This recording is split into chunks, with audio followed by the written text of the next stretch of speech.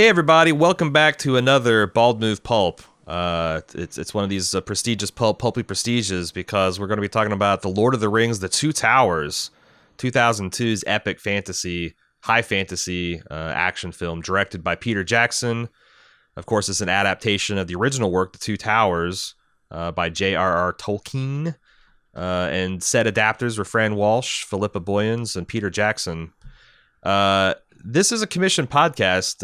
Epic Mouthful heard our podcast for the Fellowship of the Rings and immediately put down the money, fronted up the money immediately for the Two Towers and the Return of the King. So the trilogy will be complete by the generosity of the Bald Move fans. Of course, this movie stars returning to the cast Elijah Wood. Just a single Wood. You're not going to run down the whole cast, are you? Because, god damn, it's a big cast. Hey, it's a big cast. Ian McKellen, Liv Tyler, Viggo Mortensen, Sean Astin, Kate Blanchett, asterisks in there. John Rhys Davies, Christopher Lee, Billy Boyd. But how much better with Christopher Lloyd would it have been? Dominic Monaghan, Orlando Bloom, Hugo Weaving, Andy Serkis, and joining the cast, all new characters, mostly the people from Rohan, Bernard Hill as King Theoden, Miranda Otto as Eowyn, David Wyndham as Faramir, Brad Dourif as Wormtongue, and Carl Urban as Eomer. I can just see him leaning out of the tower there at Isengard when the water comes and going, "Great Scott!" There's 121 gigagallons of water. Marty, Wormy, do you know how much water it would take to topple Orthanc? Morty. Yeah, big cast, talented cast. Wormtongue's got big Morty energy for sure. Big Morty energy. Yeah. As I said, the commissioner is Epic Mouthful, and we'll get to her comments here in a minute. Jim, before we do, I thought I'd ask you, the notorious fantasy hater, what do you think of The Two Towers as a movie? I think The Two Towers is not quite as cohesive and good as the first movie in this trilogy, Fellowship of the Ring. That's what I think. I had some problems with it. None that like overshadow the good, because man, this movie is kind of amazing, even just in its scope and scale and stuff. So there's a lot to like about the movie, but yeah, it felt a little clunkier than the first one. The first one had like a really solid through line. It had like this climax that, set them off on their next journey. And this does that too, but like along the way, the path to get there is a lot rockier than that first one. Yeah, and that's what, because I watched the extended version of this movie. I'm pretty sure you watched this a theatrical one. Absolutely. I couldn't do extended. I didn't have the time for it. And I watched about a DVD and a half of extra features. I also listened to the director's commentary, and that's the one thing I heard from, Fran and Philippa and Pete, is that they just agonized over this movie because they knew they had a really strong opening in Fellowship. They knew they had a really strong closing in Return of the King, but they had in the structure of the original books, The Two Towers, it's actually two miniature books put together, and they deal exclusively with what's going on. One book deals exclusively with what's going on with Aragorn and Gimli and Legolas and their adventures in Rohan, culminating in the Battle of Helm's Deep. And then one exclusively deals with Frodo and Sam and their adventures meeting Faramir. And their climax is their battle with the giant spider, Shelob. Which doesn't happen until the next movie, yeah. Which is a problem for Peter Jackson, because number one, you're building up the whole movie to be like about this this thing, the taking down one of the two towers, Orthanc. And this is like the shadow proxy battle between Sauron and Rohan, trying to divide up the kingdoms of men and destroy them. And you got this big battle of Helm's Deep, and you're going to intercut this with this spider battle. And not only that, it's chronologically a lie, because Sam and Frodo are battling this spider during the siege of Gondor in the next movie. So it causes a whole bunch of problems, and ripping that out suddenly gives, like, you already had a situation where Frodo and Sam are in transit in this plot. They were starting the voyage in the last book. They obviously will end their journey in the next one. But you also just take away the climax for their characters, the little natural rise and fall and resolution. So in their mind, this was always just a very, very difficult adaptation to make. Once you made the decision to pull out Shalab and put it into the third movie, that cleans up the Helm's Deep, but it really leaves Frodo and Sam with not much to do. Fortunately, and I think that comes out because all that stuff with Faramir and Osgiliath, it's like by far my least favorite and the weakest parts of any of the movie. But they really punch it up because you've got one of the best 3D characters of all time. Yeah. And will be landmark historical character 100 years from now, a Gollum. And they really they executed him to a high degree, and that's why a lot of the Sam and Frodo stuff work is just on the strength of this magical performance, this dance between Weta Workshop and Andy Serkis. So yeah, and I think the thing that feels not quite as good as the first movie is there's a lot of sort of dangling threads at the end of this movie, whereas in the first movie I felt like there were only two, right? There's the journey that or I guess three. There was Sam and Frodo's journey, which was neatly encapsulated in like, okay, we're going to continue to Mount Doom. There's Merry and Pippin, who have been taken by the orcs, and then there's Legolas and that group, Aragorn, and it felt like all of those were just encapsulated and kind of like at the same place. Now you've got this thing with Aragorn that they're doing with Arwen, which I don't even know what they're doing there. It's been almost 20 years since I've seen the third movie rather. So like, I feel like there are a lot more dangling threads like that, where like Isengard is, I guess, destroyed, but I don't know what that means for Sauron. I don't know what the two towers really means. Like maybe you can explain it to me. The movie I don't think does a great job of explaining what the two towers are. Sure. It tries to at the beginning, and it says like Saruman and Sauron together are the two towers, but they're the same thing. Like Saruman's a puppet of Sauron, so I don't understand it. I think you do. It's just like the problem is there's a lot of like there's kind of low key Game of Thrones, The Expanse type of complexity in some of the political games and the power games that Saruman and Sauron are playing in this, and for that matter, Gandalf is a master manipulator in this movie too. The problem is it's like, imagine like you take the Expanse books and you shorten them down to a 10 episode season, and then someone comes around and says, you know what, you need to take 4 episodes out of here. Yeah. And that's kind of like what the theatrical release of The Two Towers is. Like, it's just the biggest notes that you need to understand vaguely why the characters are where they're at and what the stakes are. And that's exactly the understanding I come out of it with. Yeah, vaguely. And that's that. And they just nail it. Like, if you get to Helm's Deep and you don't know why things are important, well, they have all these inserts of like women and children and old people being ushered to a cave, and you have these enormous 10,000 strong army of orcs that's going to come and exterminate them. Yeah, and every time somebody says the size of the army, they go, "Oh God!" Like, yeah, and then when you see it show up, it's like a fucking nightmare. Yeah. And they have these amazing ways to just make you, even if you haven't followed quite the machinations of like what was Wormtongue doing and the spell that was dispelled and all that. I got that for sure. And the king's grief of the son, like all that stuff carries, like all the emotional beats kind of carry you through. And even if you don't care anything about Osgiliath, and I'm kind of in that and Faramir in this movie. Now Faramir really comes in his own in this next movie. But even if you're kind of like not moved, you've got the early stuff with Frodo and Sam and Gollum / Smeagol. Yeah. And the later stuff, like Sam just gives this very moving speech about why you fight on in the face of overwhelming evil and odds. That I find very powerful 20 years later. And just the sheer spectacle of it, right? That Helm's Deep battle is insane. Absolutely insane. And it's so well structured. It's so well paced. You can say, you can look at it from any angle and say, well, this is a great epic battle. Yeah. And that's the thing. It's like, I think there's some scenes that will hold up to the test of time, like Jason and Argonauts, the skeleton work there. It's like 60 years old. And it's kind of hokey by modern day, but it does what it's supposed to do. Like, it pretty convincingly sells the story of human warriors fighting against skeletons, right? Yeah. I don't know that, like, there are some parts of the effects in Lord of the Rings I think have already started to show 20 years of age. Yep. Some of the we talked about that in the...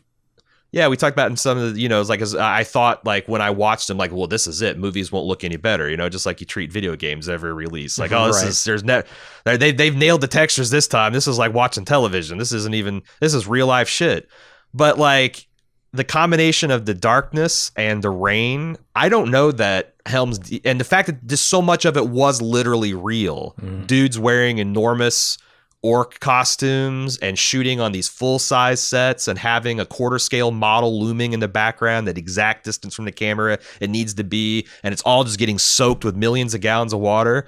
It's always going to look real because 95% of it is fucking real. Yeah. Like, they're real light particles bouncing off real physical objects going into the camera and being collected. And this stood in such stark contrast to the prequels, which, there's still some shots that hold up in the prequels, but there's just a lot of stuff that just looks silly as shit already 20 years down. And, Helm's Deep shines like a diamond. So, like, when I say that this is my least favorite movie of the trilogy, what I mean is Fellowship is a 10 out of 10, Return of the King is a 10 out of 10, The Two Towers is like a 9.5. Right. And that's a miracle based on what the storytelling problems that they had. Go ahead. Sorry, go ahead. And all this stuff that we've been talking about, like both the problems with it and the places where it shines, is kind of reflected in the awards it won. I was looking at this as compared to the other two films, and I in the first film, I think it was nominated for 13 awards and won like 4 or 6 maybe, Academy Awards, obviously. And then this movie was only nominated for 6, and it only won 2. And the ones that it did win were for technical things like best sound editing, best visual effects. And I wouldn't dispute either of those. They absolutely earn it there. Sure. But, stuff like best picture and best editing, they didn't win for that. And then you go back to Return of the King, you go back to the Academy Awards for Return of the King, and they fucking swept it, man. 11 out of 11. They were nominated for 11, won 11, and they were all across the board, right? Not just the technical stuff, but the writing, the directing, all of it. Yeah, and I know it was widely thought in Hollywood, and I think there's something to it, that the reason it swept so much is because it was almost like, hey, you stuck the landing, and this is more for like the lifetime of the trilogy achievement.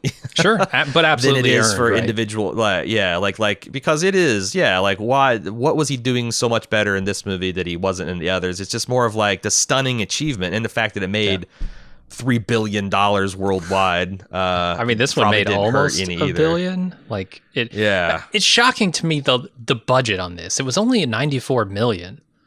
It's New Zealand dollars, baby. It seems so low for what they achieved. And the fact that this was one of the very first times where they like did it all in kind of one massive shoot.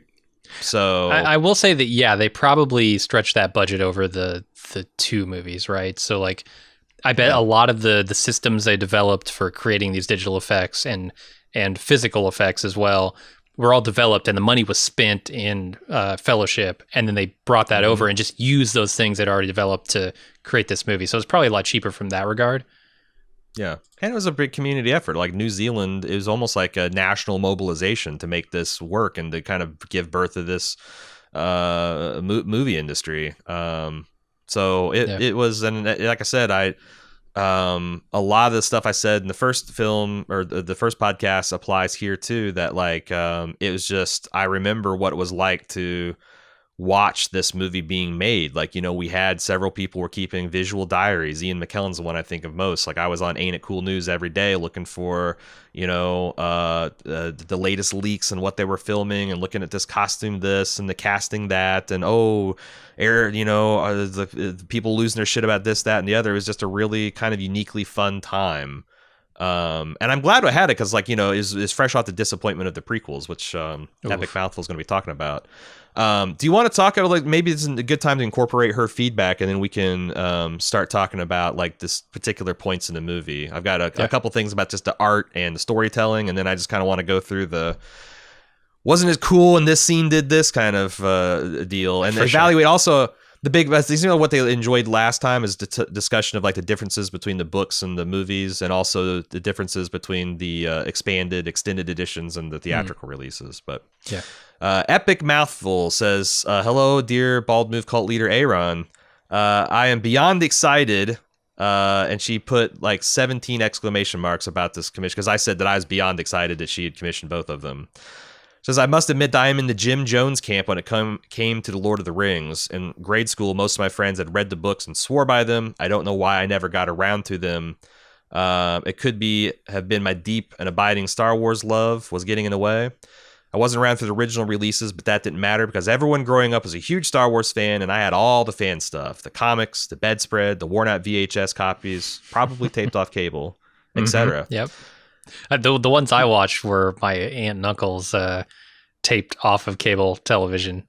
The Empire's, I think there were cuts that were made also that allowed them to fit it onto like a normal play VHS tape. It probably wasn't great. My first experience watching the original Star Wars, the one I remember, is going to my uncle's and watching it on Betamax. Like a week or two before Empire Strikes Back came out. He's one of those guys.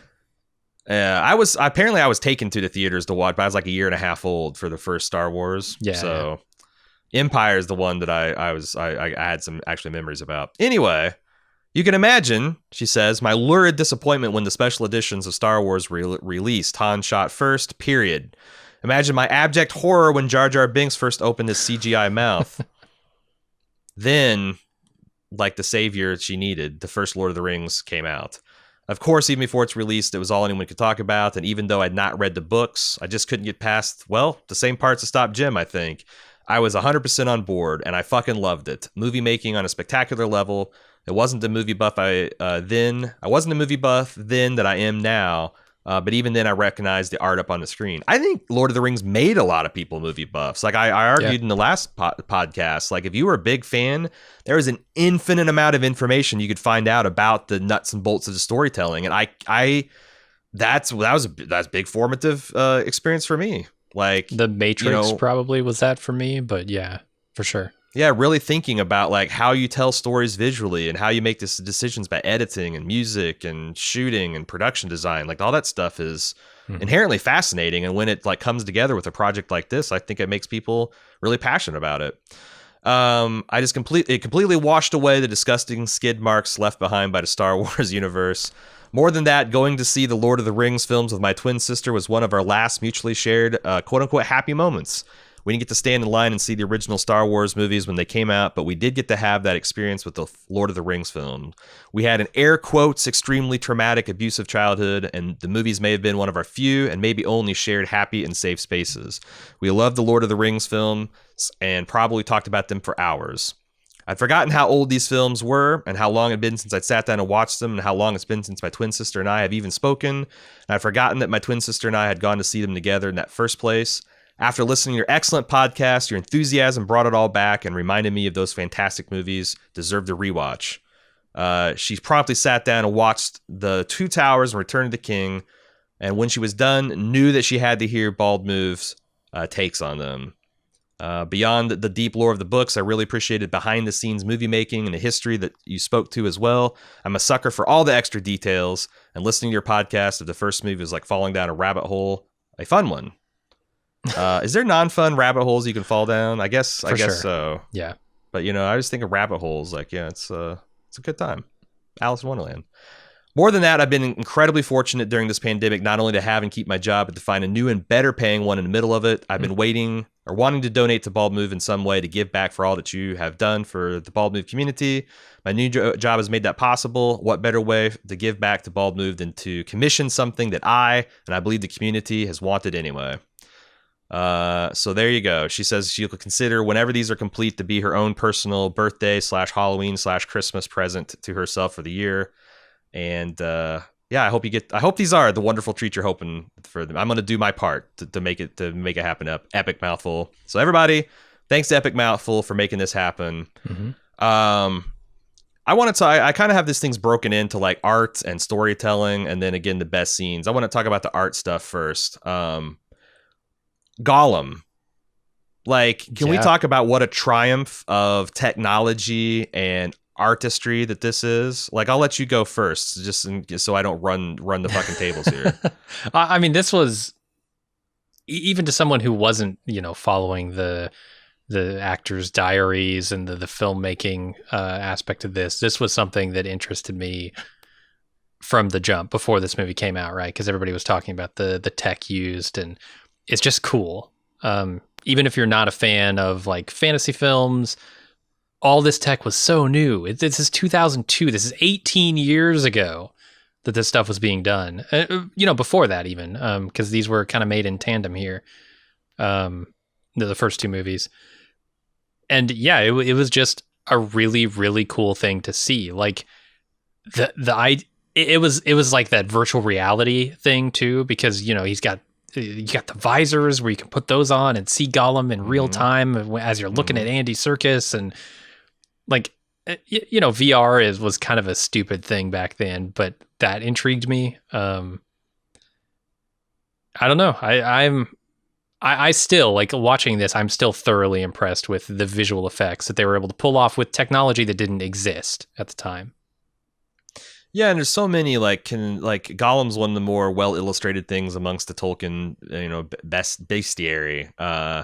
You've seen him in animated films, you've seen him in countless books and paintings, and it's always a challenge because Gollum has to be frightening and scary and convincingly evil. Yeah. But you also really need him to be pathetic and sympathetic. And it's really hard to nail those two, qualities of threatening, but also a little bit of wooby, so where you can, the empathy engine kind of connects and the rest of the character works. And I can't say enough. Like, I think they nail him. He does look like it's one of those things where it's like, it's just like they say in the movie, like your first reaction is disgust and and revulsion, because he's got these stringy hair, these rotted teeth, and his nails are immense. He's covered in scars, and he's twisted. And he's got these burly Popeye arms. It's like trying to twist the hobbits' heads off. But then he can't just look like a dude in a suit, right? That ruins it. Like the orcs, that's fine. They can look like dudes in suits, but not Gollum. Right. But the way they did it with especially the eyes, I think you can see the Hobbit he once was, twisted and evil within that. It's just kind of like it's wild, because it's almost like, imagine if Darth Vader was Darth Vader, but he had to play with his helmet off the whole time, because that's what Gollum is. He's that very frightening, menacing thing, but he's also revealing his scars and the things that make him empathetic as well. And I gotta say, like, you mentioned what an accomplishment this thing was. And in other movies where like actors are relating to like a tennis ball on a stick, they had Andy Serkis in this crazy looking white cream colored gimp suit, acting all of this with Elijah Woods and Sean Astin. Just one and Wood, but yeah. Yeah, I keep on wanting to give him more than one Woods. I'm giving him Fangorn and the other one. But Andy Serkis, like, when you see Gollum throttling Frodo in those first scenes, that's Andy Serkis's hands wrapped around Elijah Wood's throat, and they just digitally painted Gollum's over it. When you see Gollum splashing in this river after a fish, the individual splashes are actually Andy Serkis's body making those splashes. The scene where he calls Sam a fat hobbit and gives the raspberries, that spittle flying out of Gollum's mouth is Andy Serkis's spit. Yeah. And I don't think this movie and the character works nearly as well without. And the thing is also, like, I don't think people realize how much of Andy Serkis's performance is actually in this movie. Yeah, watching the behind the scenes stuff is kind of amazing, because you see him hopping around like Gollum, and he is Gollum. Like they're one and the same. And the facial expressions, the gestures, like the stuff that he's coming up, and the animators are just lightly embellishing. And there's this one that they made for his like Oscar, because they tried to get this guy a supporting actor nomination. Your consideration is a shot by shot comparison of that sequence where Gollum and Smeagol are having a fight for the supremacy of his soul. Yeah, and Andy Serkis did that in one take, just like back and forth, back and forth, back and forth. And it's incredible to see how he can contort his body and his face and his expressions. And it's just like all there in the camera. The last shot in the movie, you don't really notice it, but it's a 2.5 minute long single tracking shot of Gollum moving through the forest, and like I don't know why this isn't mentioned in one of the great oneies, because not only is it just moving through this forest and getting all the things, not only is it synchronizing with Andy Serkis's original performance on the set, they had to also recreate it in like their green screen rooms later and synchronize all that shit up. And the most striking thing about it is it's a 2.5 minute long shot in broad daylight, where you're just looking at his animated character, and like Peter Jackson is like daring you to find the flaw with it. Yeah, like, and it's multiple scales of miniatures too. Like I saw all these forests they were doing. It's incredible. And this character doesn't work as a pure CG thing, like, because you don't get the emotiveness, you don't get the feeling from it, right? The feeling that this is a real character in a real space. I think like the work they did to mesh the performance with the tech side of this and get all that on screen is, I'm thinking of, stuff like episode 1, of Star Wars. You start to approach something like that with Ahmed Best's performance of Jar Jar. Like that feels like a real character. It's a stupid one. It's a shitty character, but it's also feels kind of like a real character. But this is even light years beyond that, in my opinion. This doesn't feel like a dude in a suit could have been doing this stuff. This feels like you had a real creature on set that was just freaking out and hopping around and smashing things and eating things. And I don't know what the difference is there. Like, I don't know the technologies they used on episode 1 to get Ahmed Best performance. I know, it was that tennis ball stuff, right? It was like Ahmed Best on stilts. Wearing a hat with just an enormous 1 foot tall Jar Jar head on it. A big stupid Jar Jar head. Like, this is next level for 2002 and probably 2000 or something when they were shooting this. And there's a couple, like I think some of the scenes in the daytime, I can already see a little bit of the compositing, but like there's some like that showpiece scene where he is having the split personality argument with himself in the middle of the night. Like, I don't know that will ever look fake, because like it's kind of like the original Toy Story. If you want to make something look real, make it a shiny plastic toy, because that hides all. Same thing, like this shot in the moonlight and cutting back and forth, insane close-ups, like it's it's going to age like Yoda. Like, Yoda doesn't look fake in The Empire Strikes Back because he wasn't fake. Yeah, he's a puppet, but he's actually there in the set, know?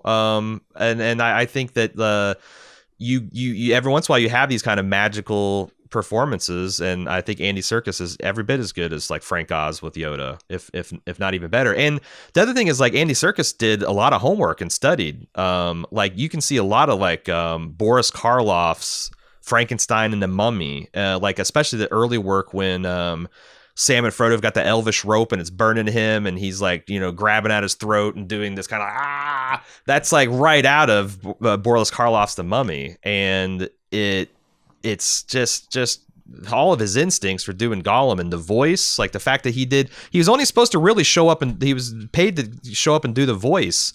And then he was so animated and like using his whole body in the performance in the booth, like they're like, wow, we need to get this guy. And he ended up being essentially Gollum, Gollum and a couple dozen, or Andy Serkis and a couple dozen animators collaborated to make this guy. And it's amazing. And what's really amazing is if Gollum didn't exist, all we'd be talking about is Treebeard and how utterly convincing he is, because this guy. And he's an enormous animatronic puppet. Dude, that was so cool. I watched the behind the scenes. I couldn't believe how cool that was to see Treebeard, and 6 guys on different levers, like moving his arms. So amazing. And it reminded me a lot of the passion that brought like Jabba the Hutt to life, because like that was another thing where it's like it took like 7 dudes. I had one dude in his tongue, and one guy was one arm, and one guy was the other, and he had 2 guys on his eyes and the tail, and like when that and you said like what is the technology was the difference between Jar Jar Binks and Gollum, and I think it's passion. One of the things that came out is that one like 2.5 minute tracking shot I talked about at the end of this movie, where it's just you're looking at Gollum caper through this woods and plot evil. Peter Jackson said that was the first scene he delivered to Weta, because he knew it's like this is going to be a pain in the ass, and it was the last shot they delivered to him. Oh, okay, yeah. So it stretched the whole production essentially. It took nearly 3 years to bring that 2.5 minutes of thing to life, and it was like a moonshot, and he trusted his guys to get it right. He in the director's commentary is like, I was really worried about the int, because some of these characters, like you read about the trolls and the orcs and the elves, everything looks really cool, but you're like, what does a fucking man tree look like? And you see some of, I remember being disappointed when I go to like the various Tolkien visual dictionaries and whatnot, and some of these are just illustrated and like they don't look cool, man.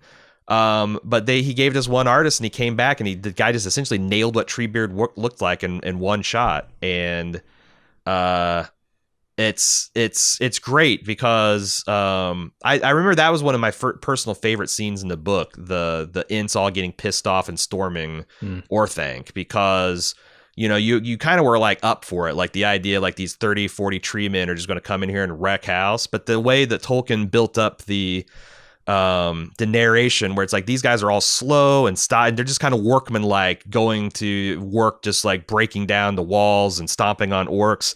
But then like, and he describes of like the orcs with the axes, and it's just like these are just like huge men swatting gnats. They're just going to work. But then one of the orcs sets one of the other the Ints on fire. And then there's this one sentence paragraph and then the Ints got positively hasty.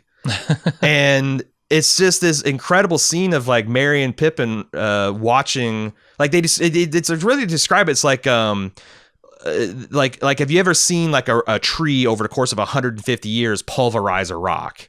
Because that's like, the rock is strong, but those roots have 150 years to like squeeze and grow. And they described as like the Ints' hands touching rock wall, and that 150 years of work being done in a second. Like the rock just explodes because they have so much power, and they're so fucking pissed off that they're just in this berserker rage. And I love how they're able to do all that with all these Ints look so much different, and they all have these individual personalities. Everything that Treebeard's been saying this whole movie, and now they're out there kicking ass, and it's terrifying. And it captured that epic intensity from me reading in the books.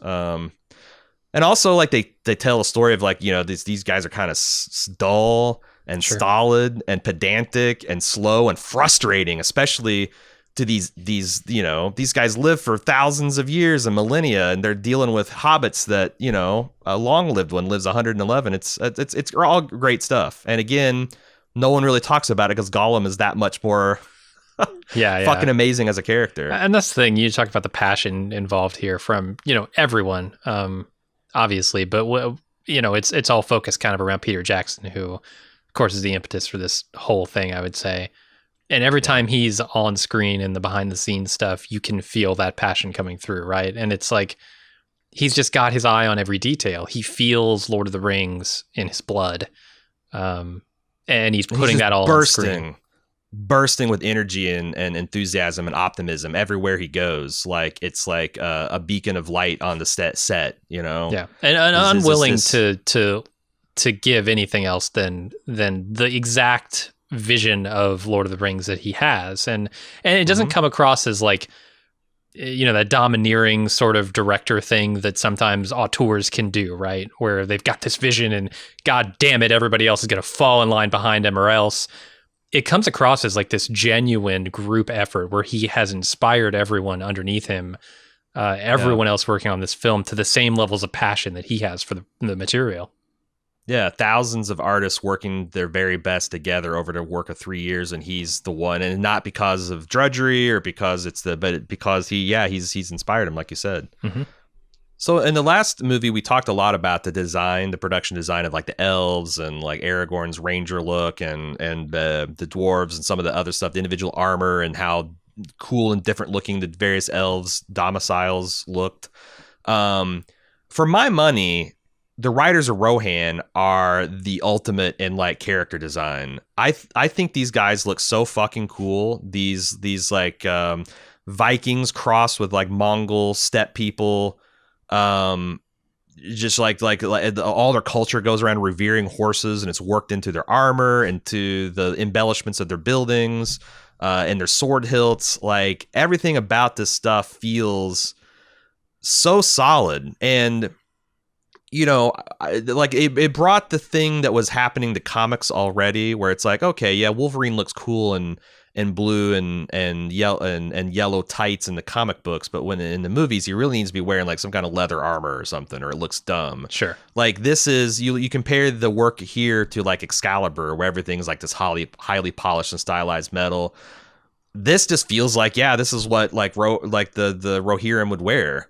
These feels like the weapons they'd use to fight. The way they had expert horsemen actually going out there and shooting these real scenes in real locations, really, really sell the action. And like I said, of all the good guy designs, I think the Rohan are my favorite. Like even more than the Gondorians, certainly any more than the elves, which are cool, but little bit too blade of grass and twig for me. I mean, it's super cool. I think their armor is kind of amazing. It has like gold tint to it. The thing that impressed me most about them, though, was the city. What's the name of that city up on that rock on that hill? Edoras, the capital city.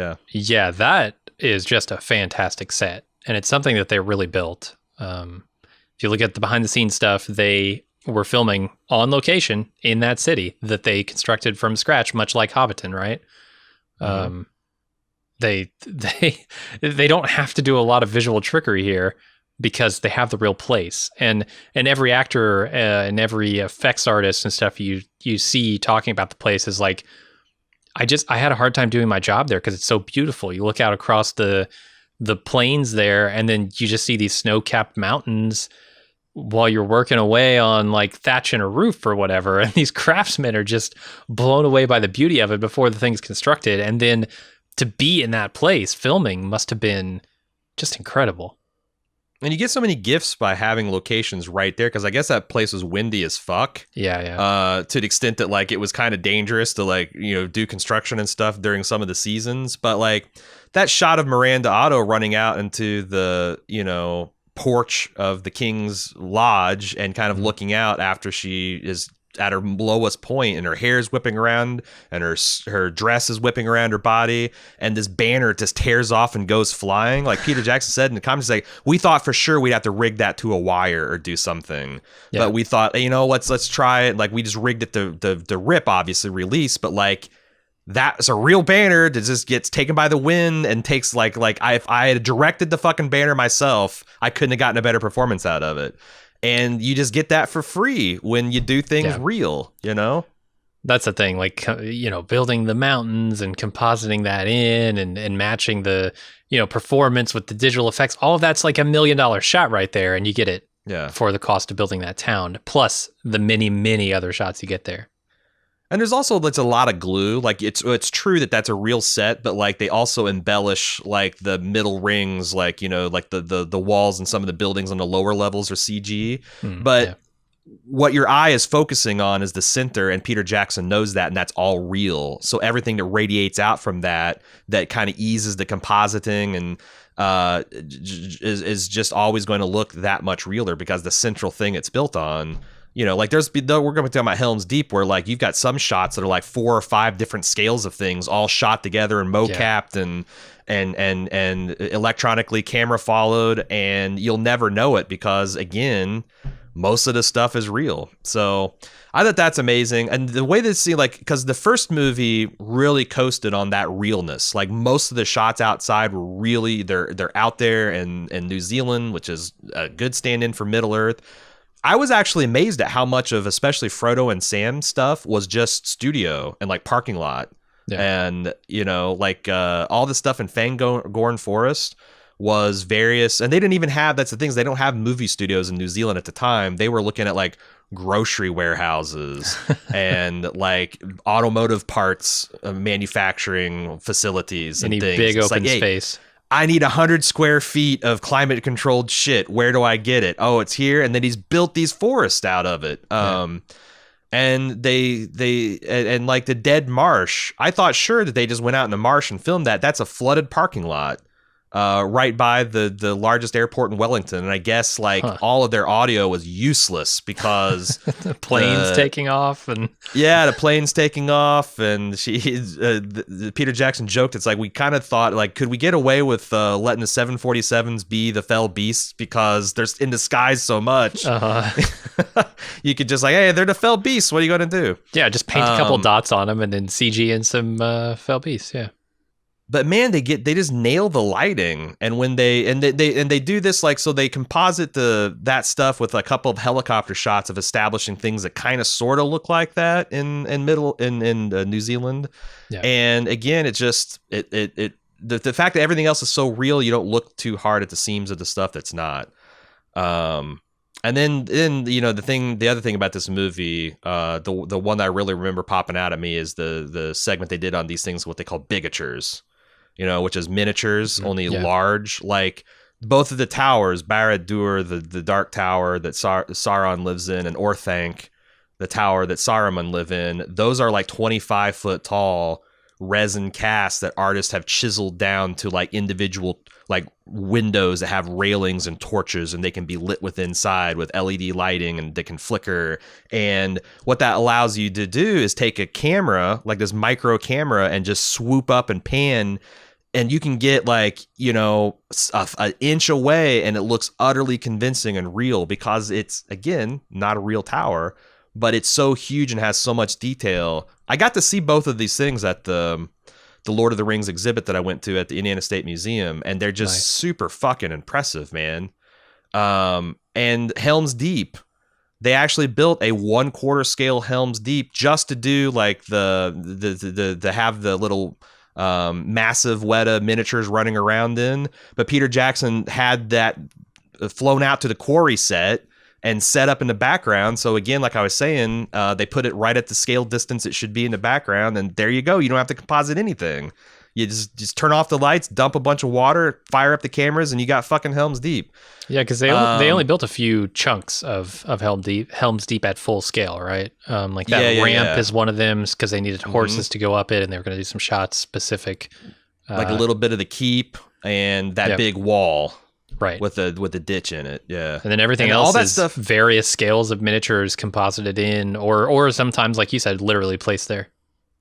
Yeah, and like all those walls were literally just styrofoam that they spray paint gray, and then like dudes with a hammer would just take. It's like it's incredible. Like if you just swing a hammer at that, they wear just like rock, and it's super lightweight, and you can like you don't have to worry about it falling over on somebody.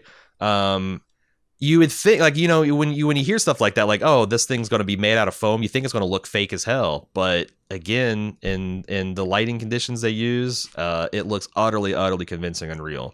One of the other things, that they obviously do in Lord of the Rings around the Hobbits is they make people look miniature, right? In larger scale worlds. And I think this movie doesn't have as much of that because a lot of the hobbits are separated off by themselves, and they don't interact a ton with characters that are A, not digital, or B, much bigger than them. Right. And some of the edges of that show a little bit more, and I don't know why, than the first movie. Like a lot of the Merry Pippin stuff, like when they're in the battles, like when the orcs are attacked, and it's kind of cool. They run under this horse, which looks enormous in the shot, and it makes them look small. And I don't know how exactly they did that, but that's one of the examples that looks good. But there's some others where I'm just like, they've clearly been composited into this shot, like Sam and Frodo in that cave. It doesn't quite look right. And I never felt that in the first movie. I don't know what's different here. If they just didn't need to focus on it as much, so they focused their attention elsewhere. The lighting too, could be lighting. That weird twilight filtered through water lighting, dancing around might have been harder to get. Like it's something your eye, like if you're on that set, you'll know that the light is scattered a certain way and it's all kind of moving, and they're trying to match that movements to what's going on with, and it's just probably just a little off. But I noticed the same thing. And yet, like that scene where Gollum is bashing the fish against and singing little songs to himself, like that's some of the best like Gollum that looks, because that particular lighting conditions suits him well. But yeah, no, I definitely the movie is 20 years old, and there's some things that look a little bit creaky, but just a little bit. Like stuff that doesn't really Yeah. take me out of it, I just notice. As far as storytelling, I want to get to like the meat, which is like the difficulty they had in adapting this work. But I noticed that like the studio in the first movie really fought Peter Jackson on doing a prologue. You know, that 10-minute like Kate Blanchett that did so much heavy lifting narratively that we talked about so much. Yeah, it told us about Sauron. They hated it. They didn't want it. And then on the second movie, they fought Peter. That's like, well, we need a 5-minute recap. Or what if someone didn't see the first movie? And he's like, this is like a big flop your dick out on the table moment. But I guess he literally said like, fellas, this movie made $1 billion. Everyone's seen this movie. It's less than a year ago. We don't want to bore people with 10 minutes of yada, yada, yada. But as a compromise position, and they had, I guess, this beautiful painting that John Howe did for them. They visualized this battle of Gandalf versus the Balrog. Mm-hmm. They decided to put that as that is like it grounds you in like what happened last time. Oh yeah, Gandalf died, and that was a bad deal. But like it's also something that like I didn't know I wanted to see. Like Gandalf skydiving after this Balrog, catching up with it and kicking its ass up and down and through Middle Earth is just that I just love it, man. There's something I never thought that would work. What is this old ass man crawling all over this thing and like stabbing it? It feels like something out of Shadows of the Colossus, right? Which, by the way, fucking works. Like, and I think those scenes are great. The shot of it, especially the really isolated long distance shot of Gandalf and him falling like Lucifer out of heaven into whatever the frozen lake of the Middle Earth is. My God, what an amazing shot. Yeah, what an amazing fantasy shot. I think it works so well because it's not just a recap, right? It's not like shots from the first movie recut to tell us the story. It's like new material that is really fucking cool, but also it recaps and lets us know where we're sitting right now in the story. Yeah, and it also sets up perfectly how do you tell the story of Gandalf coming back to life, and what does that look like? And I've never really thought about it until I sat down to watch this movie and listen to the director's cut, but like I just took it for granted that, yeah, Gandalf dying would look like a naked guy dying in snow, and then you'd go through this cosmos journey, and then it would be him naked taking his first breath. Like, okay, sure, you know, it feels right. The other thing I thought they did really good, I want to check with you, is like I thought they sold this rivalry between the Uruk-hai and the Mordor orcs. Like, even if you didn't know what was going on, like they're visually different enough and culturally different that you kind of bought that they would have problems, you know? And when they were wanting to eat the hobbits, for sure. I felt that. Yeah. Yeah. I thought they did, like, you know, it's like that's something that they didn't really explain, that like, well, these are the Sauron's guys and they're different than Sauron's guys or Saruman's guys. And, but I thought they did that really good. And then I don't know how much we need to talk about this because I felt like we did it a lot already, but like, it's just, this is just the middle part of the story that Tolkien got around this by making it two separate books. Like you got the adventures of Legolas and Gimli and Aragorn, and it climaxes in Helm's Deep. And you got the adventures of Sam and Frodo trying to get to the gates of Mordor, and it climaxes in this gigantic spider fight where Sam comes into as a hero on his own. And they can't do that because they got the one movie, you know, fuck, we got to blend these all, and you got to tell. And I do think that like, there's a couple points where they said, like, there's a couple points where they talked about like Aragorn's fake out death, that like, and Faramir kind of like being a little bit more seduced by the ring than he ever is in the book, because in the book he just pretty much like takes Frodo's story at face value and helps him get along to the next stage in the thing and wishes him well. Like Faramir's just a stand-up guy. They kept on saying these things like, try to imagine the movie if we didn't make these decisions, which is essentially always to add conflict, you know. Aragorn needs to have a love triangle to like make the stakes of his relationship with Arwen work. He needs to have a near-death experience to give him this shot in the arm to like, really commit to his path as being, as taking up the mantle of the king, an inspiring man. And, Frodo needs to struggle against something other than just Gollum and his own nature, the ring. There has to be an antagonist, or else it's just Faramir like schlepping him from one place to another. And like, I don't know that I agree. Like, I agree, like, definitely taking Shelob out and moving it to the next movie. Like, I don't know how the hell you cut back and forth between Helm's Deep and the spider fight.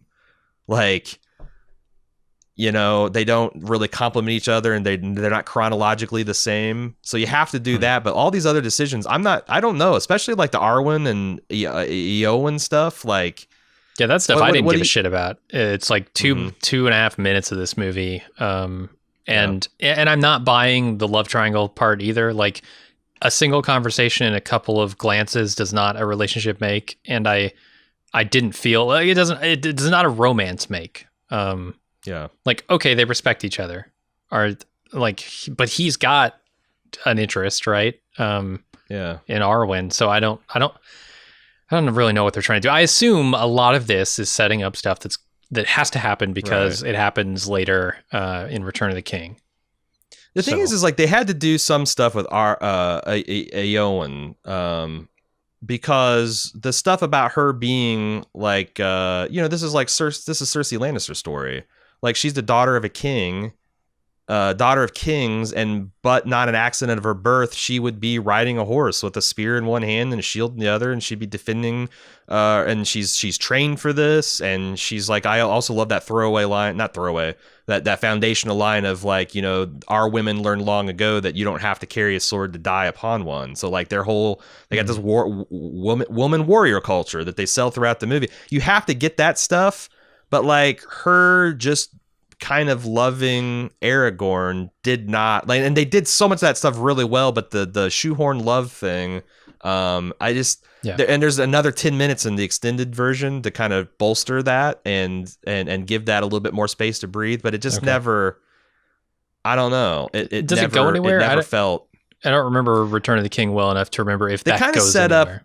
And even in the book, they kind of match Faramir and Eowyn together. Like, having her kind of, but like, again, that's an old fuddy-duddy, method of storytelling that like, Eowyn got what she wanted, and she's able to literally kill the second most evil, powerful thing on the Middle Earth through her pluck and grit and loyalty and courage. But you know what she really needs? A man. She needs a man. Oh yeah. Obviously. So I thought that was pretty creaky, and unfortunately, so they decided to make Faramir's character, who I just don't particularly, I think this guy's very, like, they cast him almost entirely because he looks like Sean Bean. A little bit, yeah. But he's just a much more muted palette of Sean Bean, which kind of works because he is in the shadow of his older brother. But is it interesting to watch? Like, okay, it makes sense, but is it fun to watch? And in his arc in the third movie is all about his wrestling with his duty to his, he's got a city that's teetering on the brink of ruin and a father that's teetering on the edge of insanity. And they've got a real kind of Jaime Lannister, Ned Stark of like, what does it mean to be honorable and courageous? And what does it mean? What does duty and loyalty mean in these trying times? And I thought, like, instead of having him kind of like being addicted, infected with the ring lust in the same way that like Boromir was, if he had just like struggled with like my heart's telling me the one thing, but my duty's trying to tell me the other, and just kind of like torn between those two, rather than like, oh, this is my time to shine. This is my time to impress daddy with my qualities. I thought it would have worked better and dovetailed more nicely into his story in The Return of the King. And it's just too bad, because Faramir is one of my favorite characters in the books, because he's just like he's just a better version of Boromir, by being a worse version of Boromir. Does that make sense? It reminds me of like Gattaca, right? You've got the perfect golden son, who kind of underachieves, and the son that didn't have all the advantages and that has to constantly work for approval and stuff, and actually surpasses the golden child. Yeah. That's kind of Faramir's story, and I feel like it just doesn't shine through in this adaptation. and he's more of a prick, honestly. And then has a sudden change of heart because of Sam's epic speech he delivers at the end of the movie. Yeah, that did feel a little weird. Sam delivers a speech so epic that it causes the guy to forfeit his life in furtherance of their cause. Funny to me, not like heart swelling. But then they're also doing the same thing with both Boromir and Faramir and Frodo in this movie, right? And I think it's super interesting and it's cool, and you got to do it with Frodo, because it's one thing to have like a Boromir who wants the ring, who gets seduced by the possibility of having the ring. It's an entirely different thing to have someone who already has the ring potentially being seduced by its powers and corrupted by it, because at any moment he could just take it off of the necklace and he could put it around his finger and game over, right? Yeah. He doesn't have to go search it down. He doesn't have to find it and kill the person with it like Gollum wants to. He's got it. So it's more dangerous. And I feel like that part of the Frodo story really works for me. Yeah. And the commonality, there's a couple scenes where we go through the extra scenes really sell that kind of the duality that the film's trying to show, that like there, but for the grace of Eru goes Frodo, as far as like Frodo will literally, if he keeps the ring, turn into Gollum. Yeah. And that it's like really leaning into that almost addiction storyline, where like Sam's the loved one that sees his friend slipping away and tries to always call him back to his better self, and the one guy who's like helpless before this thing's power. It's all that stuff all really works well. So explain this to me, because I'm not 100% sure on what the effects of putting on the ring would be. I can't tell, like, is he being seduced to hand the ring over to the Nazgul? Is he being seduced to put the ring on so they can find him and then take the ring from him? What is the ring seducing him with? Is it just its power? Like, if he puts the ring on, he could become the most powerful being in the realm or whatever? Yeah, that's what... So it's tough because Peter Jackson's kind of tweaked it a little bit in the movie, but like, yeah, you're supposed to understand that like the if you put this on, you instantly start to get delusions of grandeur about what you can be and do. Like, there's a scene in the book where Sam puts on the ring, and in his narration, he can see himself like ruling the earth as this master gardener, because that's like what his delusion of grandeur, which is one of the reasons why Sam is more resourceful, like was able to resist the call of the ring. But like, and that's a way of like, it's very clever because it's a way of like cursing the ring bearer. And like, so like if a powerful man or an elf would get this, soon he would just start to dominate, because he's like, he feels like he's unstoppable. That would make him a larger target. You don't hide the weapon from Sauron is what I'm trying to say. Like, this ring is so powerful and it fills your heads with so much delusions of what you can do that like it's very easy if Sauron loses it. All he has to do is wait for someone to find it, become this massive warlord, and then he knows where to go and kill him. So like when Frodo, it's always like whispering in your ears, like, this situation would be a lot easier if you just put me on. And one of the reasons it's been able to be hidden for so long is because it fell into the hands of a hobbit, which are naturally kind of meek, passive creatures. And Gollum decided to withdraw from the world instead of like trying to conquer it. Because, they don't make that super clear, I think. Like, they have a vague calling around the ring, but and there are times in the first movie where it literally, I think, speaks to people, right? Like, it does. You can hear it speaking whatever language it speaks. The black speech.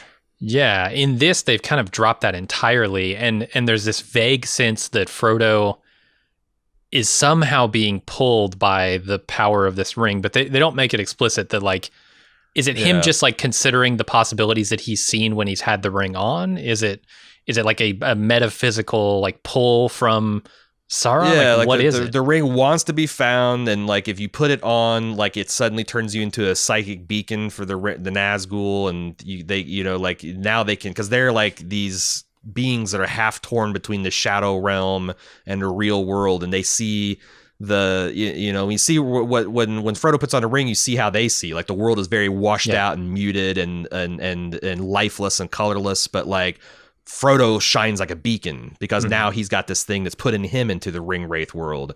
So like the ring wants to be found. So if it can have someone put it on and like shine that beacon, and when, you know, it hears that's the call of its master and its master's servants, that becomes like an overwhelming urge.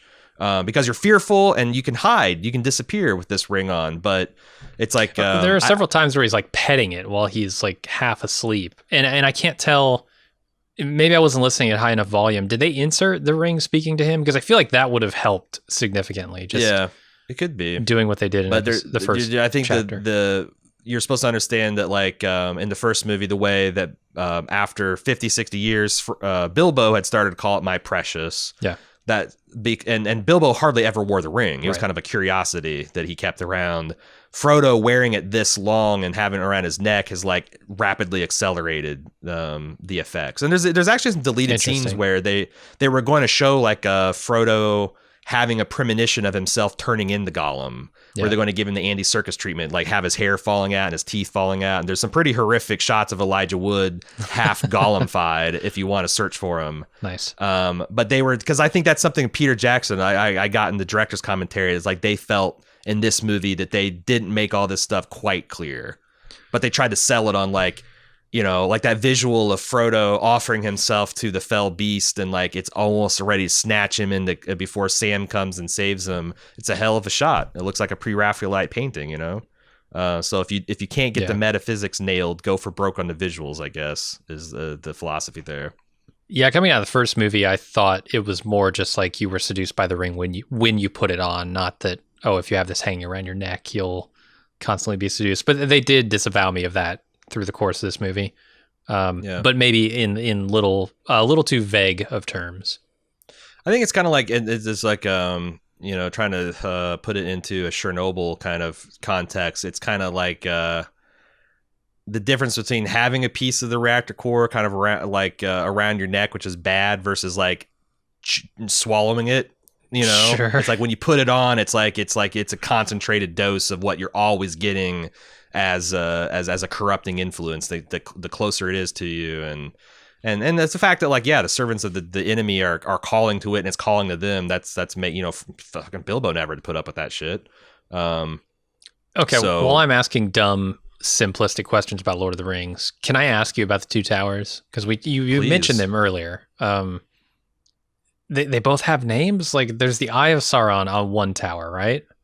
Mm-hmm. That's Barad-dûr, the Black Tower. This the home base of Sauron is being reconstructed. There is also another physical tower, the one that the Ents destroy. Yep. Well, they don't destroy it because it's indestructible. But they destroy everything below it. Yeah. So the backstory of this is Orthanc. There used to be a collection of these towers that this Gondor Empire, this imagine that Gondor at its height was Rome, and now you're dealing with like the remains of the outer outposts of that empire, like Gaul and Britannia and all that stuff. Like, you know, it's like still recognizably you got the ruins of the great civilization, but they've lost a lot of what made them great, you know. And in the old Roman times, they had these seeing stones, the palantirs that you saw that Saruman is communicating with Sauron, because they there's a whole backstory to these Gondorians. But they used to have these magical stones that they allowed to have near instantaneous communication with each other, and they built these towers essentially to protect them. One by one, Sauron is able to take them over, and then they were no longer safe to use, because if you use any one seeing stone with the enemy having it, he can use that to corrupt your minds. So a lot of these towers have fallen out of disuse. There's a bunch of plagues and a bunch of orc raids that have like essentially had the kingdoms of man kind of hole up in Gondor and Rohan. That's like the only remnants of the human civilizations left. There's all the wild men that you kind of see. The ones riding elephants. These are like from if Middle Earth is kind of like Britain. These are like, and this is where unfortunately Tolkien has got a little bit of a race problem. Oh, boy. But all the dark men, the wild men are like from the Middle East and from northern Africa, and they're the swarthy gentlemen riding elephants, which is supposed to be, I think, like a nod to like the Carthaginians. Sure. You know, like you're supposed to think of like who was their greatest general, the Hannibal. You're supposed to be thinking Hannibal riding over to Alps when you see these things. And Peter Jackson took the exoticism and turned it to like 11. And there's been lots of ink spilled about that as well. But yeah, like that's part of like, and that's like the stuff in the expanded edition. You see like Sauron getting, like these wild men that have been pushed out of their areas by the Rohan. And have like these long tribal grudges against them. Like Saruman is like collecting and like saying, I'm going to arm you if you will harass and like, like pick at all the weak points at Rohan. Because Saruman's whole point in this movie, if you don't know, is to destroy Rohan. So the Gondor stands alone for Sauron to pick off. Yeah. Yeah. I guess I was confused by that big speech that Christopher Lee gives at the beginning of this, that Saruman gives, where he says essentially like, and together we are the two towers or whatever. And he's talking about himself and Saruman. And I thought the coloration that they do in the first movie confused me a little bit, because they spend a lot of time near a tower below the surface, right? In these mines where the orcs are being created. And I thought in the first movie that was the tower where the Eye of Sauron is. No, yeah. And it doesn't help because honestly, this Orthanc looks evil as fuck, right? Exactly. Like, they look roughly similar, right? They're both these big black monoliths. It doesn't look like something the Gondorians would build with their like their white marble and their sea wind. But yeah, they are. And the shot that they do there when he's giving that speech is one where he's standing inside the tower of where Sauron is, the Eye of Sauron, and they shoot across the Eye of Sauron and show you the top of Mount Doom. And I'm like, yeah, that's not a real shot. So these are the two towers? Like Mount Doom is one of the towers figuratively, and it was very confusing, extremely confusing. Because it's like magical geography, because you're supposed to understand he's using a palantir to like cross these vast distances. Like they literally are not an eye shot. But yeah, and that's the thing is like that's confusing. The delusion of Saruman. Saruman thinks that if he's a loyal enough lackey to Sauron, that he will be rewarded, and he hasn't read the Silmarillion to see how the second bananas of the evil guys usually get their ass handed to them and their ass kicked up between their ears. You'd think, being old enough to have seen, but that's the fundamental tragedy of Saruman. Like Saruman, he's a deals tool. with he deals with the fact that the elves are waning. They're in the autumn of their lifespan here on Middle Earth, and the fact that the men keep getting lesser and lesser. Like they were once this great, species, and they've just become greedy and evil and divided and fractious. And the wizard's whole point is to kind of like shepherd the intelligent peoples of Middle Earth and offset the balance of these evil forces always fucking with them. And Saruman's intense frustration out of his allies has led him to be like, fuck it. Sauron's he's the strong leader we need right now. Right. And yeah, it doesn't go well for him. He's the industrialization that the world needs. Yeah. Holy shit, the metaphor it's not even a metaphor at points, right? It's like, wow. Tolkien really not a fan of the industrialization happening at that time. No, as a man who survived the mechanized horror of World War I, he had strong feelings about his English countryside being subsumed to war machinery. Yep. So anyway, I thought we could talk about the cool scenes now, unless you have some other things you want to talk about up front. Let's talk about a little bit of the storytelling stuff, because one of the things I appreciate about the Lord of the Rings universe is everything has a fucking name, right? Mm-hmm. And at times this is silly to the point, like Shadowfax, the Lord of Horses.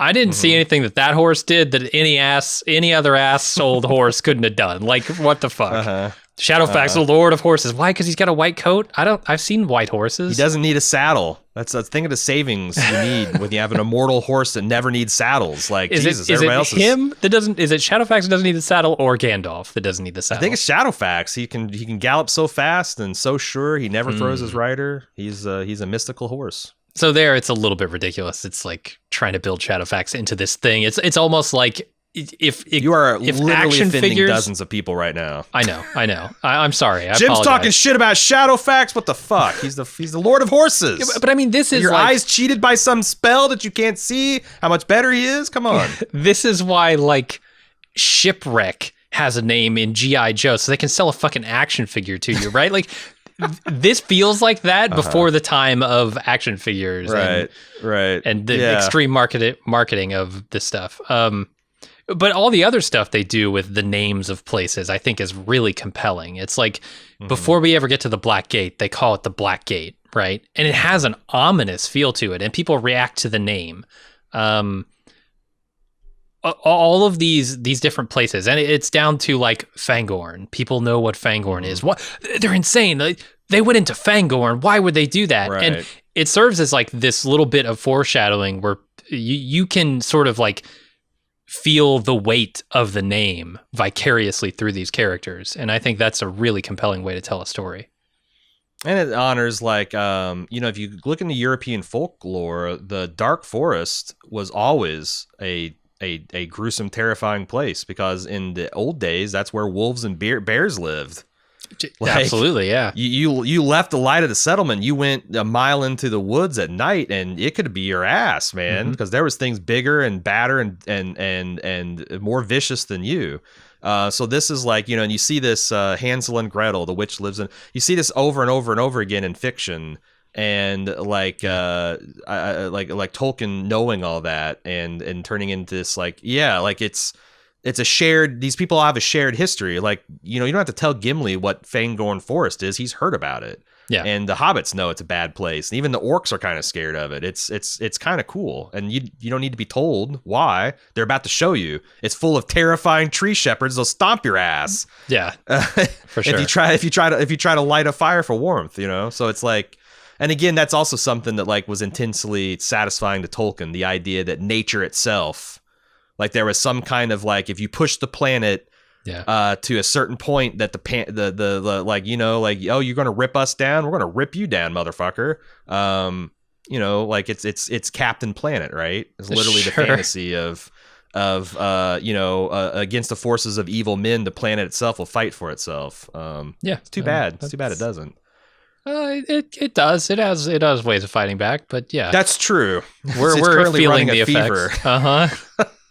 It's got an immune system as a reaction. Yeah, to the infection. Let me ask you about the Dead Marshes, because that's another one that they name check here. Is Gollum in real time making up that name for it, or is it, because the way he says it, it sounds like he's going, oh yeah, the Dead Marshes. That sounds good. Dead Marshes. That's where we are. It's you're supposed to understand that this. Do you remember in the prologue, the battle between elves and men and the force of darkness? These are literally the field where corpses. Yeah.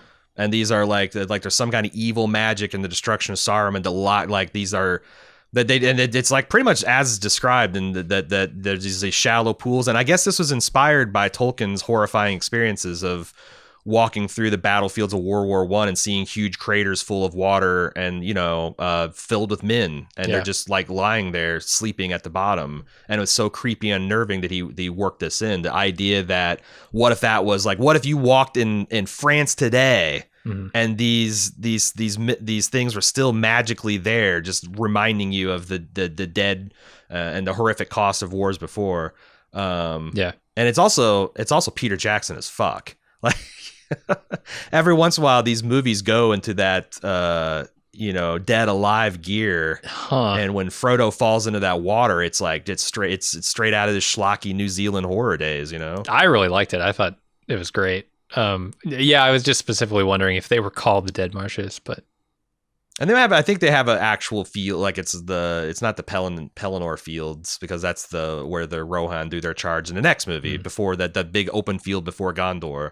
Gotcha. But it's probably got its actual, whatever that wasteland is, has got a proper name, but the Dead Marshes are a feature of it, where they have all these corpses, and in the books they describe them as, and I think it's in the movie too, that like, there's these will-o-wisps, this like these corpse lights, the swamp gas that kind of lights the candles over these dead bodies and lures people off the path, and there's a malevolence to it that they hint at, and I thought was they really visualized well. I thought this back when I was a much more of a horror pussy, this shit scared the shit out of me. I remember reading this scene in the book and how scary it was when I was a 13-year-old. So on that topic, can you kind of explain to me what's going on with the lights there? Like he says something about these candles, and if Frodo were to fall in, he'd sink to the bottom and become a little candle himself. I'm not sure, like, what is the draw there. There's some magical power going on. Yeah, whatever evil force is keeping these corpses from corrupting and like trapping them there is also putting. I think it's like this is supposedly a real life phenomenon. This like swamp gas that lights, these will-o-wisps they call it, like St. Elmo's fire. There's lots of different natural phenomena, ball lightning. Like Tolkien's kind of like, what if that but magic? And that's all it is. It's just something to like mesmerize you, to lure you in. And for what purpose? It's not like it's like in Star Wars, this would be some kind of Sarlacc thing. There's all these pools of digestive fluid and it lures you in there and then traps you and eats you. It's just evil for evil's sake. I feel like, did Gandalf make a mistake giving the ring to Frodo? Would it have been better off with Sam? Because Sam is not tempted by any of this shit, right? Sam's always the one delivering. But Sam's not carrying the ring either. Like, it'd be very interesting if Sam... I guess I didn't see that the Dead Marshes were tied in with the ring, but I suppose if that's the location where the battle took place, maybe so. Yeah, I don't think it necessarily is. It's more of like the concept of like a genius loci that's this like a spirit, like a regional spirit, like that's been offended so much by the blood spilt upon it that it's just got like this ancient brooding grudge. And there's a lot of that happens in Lord of the Rings. Honestly, the scenes, there's like these barrow wights that attack the hobbits early on in the first book. These vengeful spirits that guard these tombs of the ancient men. There's this old man Willow that attacks this vicious tree spirit that attacks the group in the first one, and they got rid of almost all that stuff, and I'm glad they kept like the fact that like, yeah, some of these forests just want you dead because you don't belong here. And like these marshes, like they used to be these nice green lands, and Sauron fucked it up with their dead bodies and all this hate and blood, and they're pissed. And they're going to die mad, like to the end, to a breaking of the world. These are going to be no-go zones. I think it's kind of cool. It's very wild world. It's cool. I'm struck by the fact that, Frodo is lured in by both of these forces. Sam just kind of skips through the marshes, no problem. Maybe hand the ring to him. Let him carry it for a little while. Share the load, perhaps. Mm-hmm. Okay, well, with that business out of the way, let's just I want to do like the Chris Farley routine of like, wasn't a cool win. They talked about the intro Balrog fight, and apparently they had scripted that out to be a complete battle. Like it was going to be all the way to the bottom of Middle Earth, and then there's this endless staircase they described that ends up on top of the mountain that they were inside of. And there was this whole fight, like once the Balrog falls in the water, he was going to come out, and now he's going to be the slime Balrog. And he's going to be like a spirit of mud and darkness. And like they're going to fight up and down the staircase until you get to the part where he smotes his enemies, ruin on the mountainside. But Peter Jackson's like, well, that's going to cost like another $1 million. So they just skipped it. And pretty painless cut. You can see some concept art of that slime rog online if you want to look for it. Or if it's not concept art, it's like fan art from people's description of it. There's a lot of expanded scenes in the extended edition in this first movie. Right after that, there's this scene of Sam and Frodo using the elvish rope that was given to Sam in the extended edition of the first movie. And it's a scene of like, Sam saying like, man, it's a shame that I'm going to have to leave behind this elvish rope because it's so cool and magical. But my knots are untieable, and he just kind of gives it one yank, and then the knot mystically unties itself and then falls into his hand. Like it's. I was wondering what the Frodo powers of elvish ropes were. There's lots, and Frodo kind of ironically says real elvish rope when that happens. That's cute. It just adds to the running scene, but I do like that. There's a lot of really good extra Gollum scenes. Like they initially set up how conflicted he is to be going back to Mordor. Because if you didn't know, Gollum went to Mordor looking for the ring because he misses it, and he's captured and tortured as a spy. And if there's a scene at the very beginning where they show him being tortured, and he gives up the name of Bilbo from the Shire, which is what sends the ring wraiths over them, and he's like freaking out because he just escaped the torturers of the Dark Tower, and now his new master wants to lead him right back. And there's a lot of And there's this a hilarious reaction shot of like him and Sam having a first conversation, and like Gollum just screams at him in this really funny way and runs off.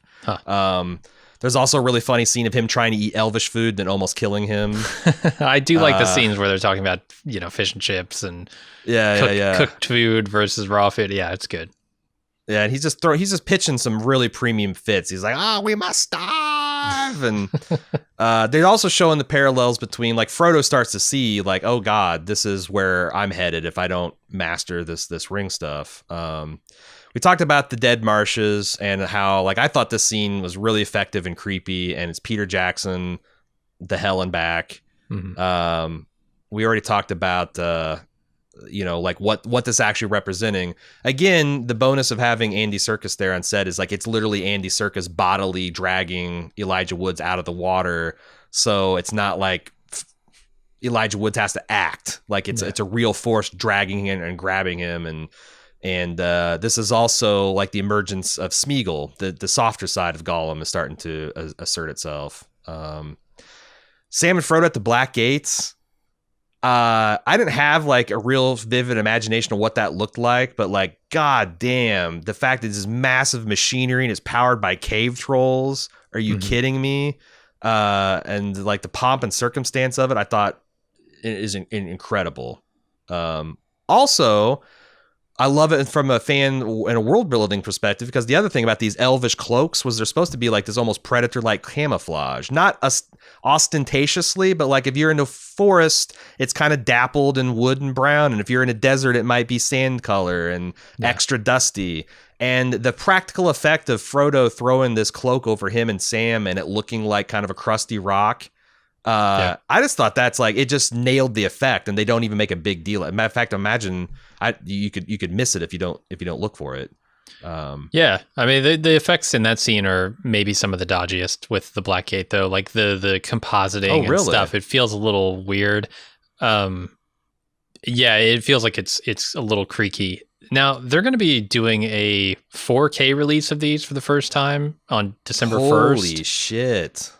What is that going to look like? Yeah, that's what I'm wondering. Like, is this going to look worse? Are they going to touch it up? Are they going to... I don't know, because sometimes it's like, it looks better, the compositing, because like you see like banding and stuff around this that really really heightens the difference between the different shadings and stuff. Yeah. And sometimes when you go higher resolution, that gets finer and it looks like it's a little bit more. But I don't know. I just watched the Blu-rays and they're gorgeous, but yeah, goddamn, I guess I'm gonna have to get the 4K versions now. Yeah, they're doing a box set, I guess. I just bought the fucking Blu-rays, man. I just this year broke down and got them for the quarantine. Damn it, I should have waited.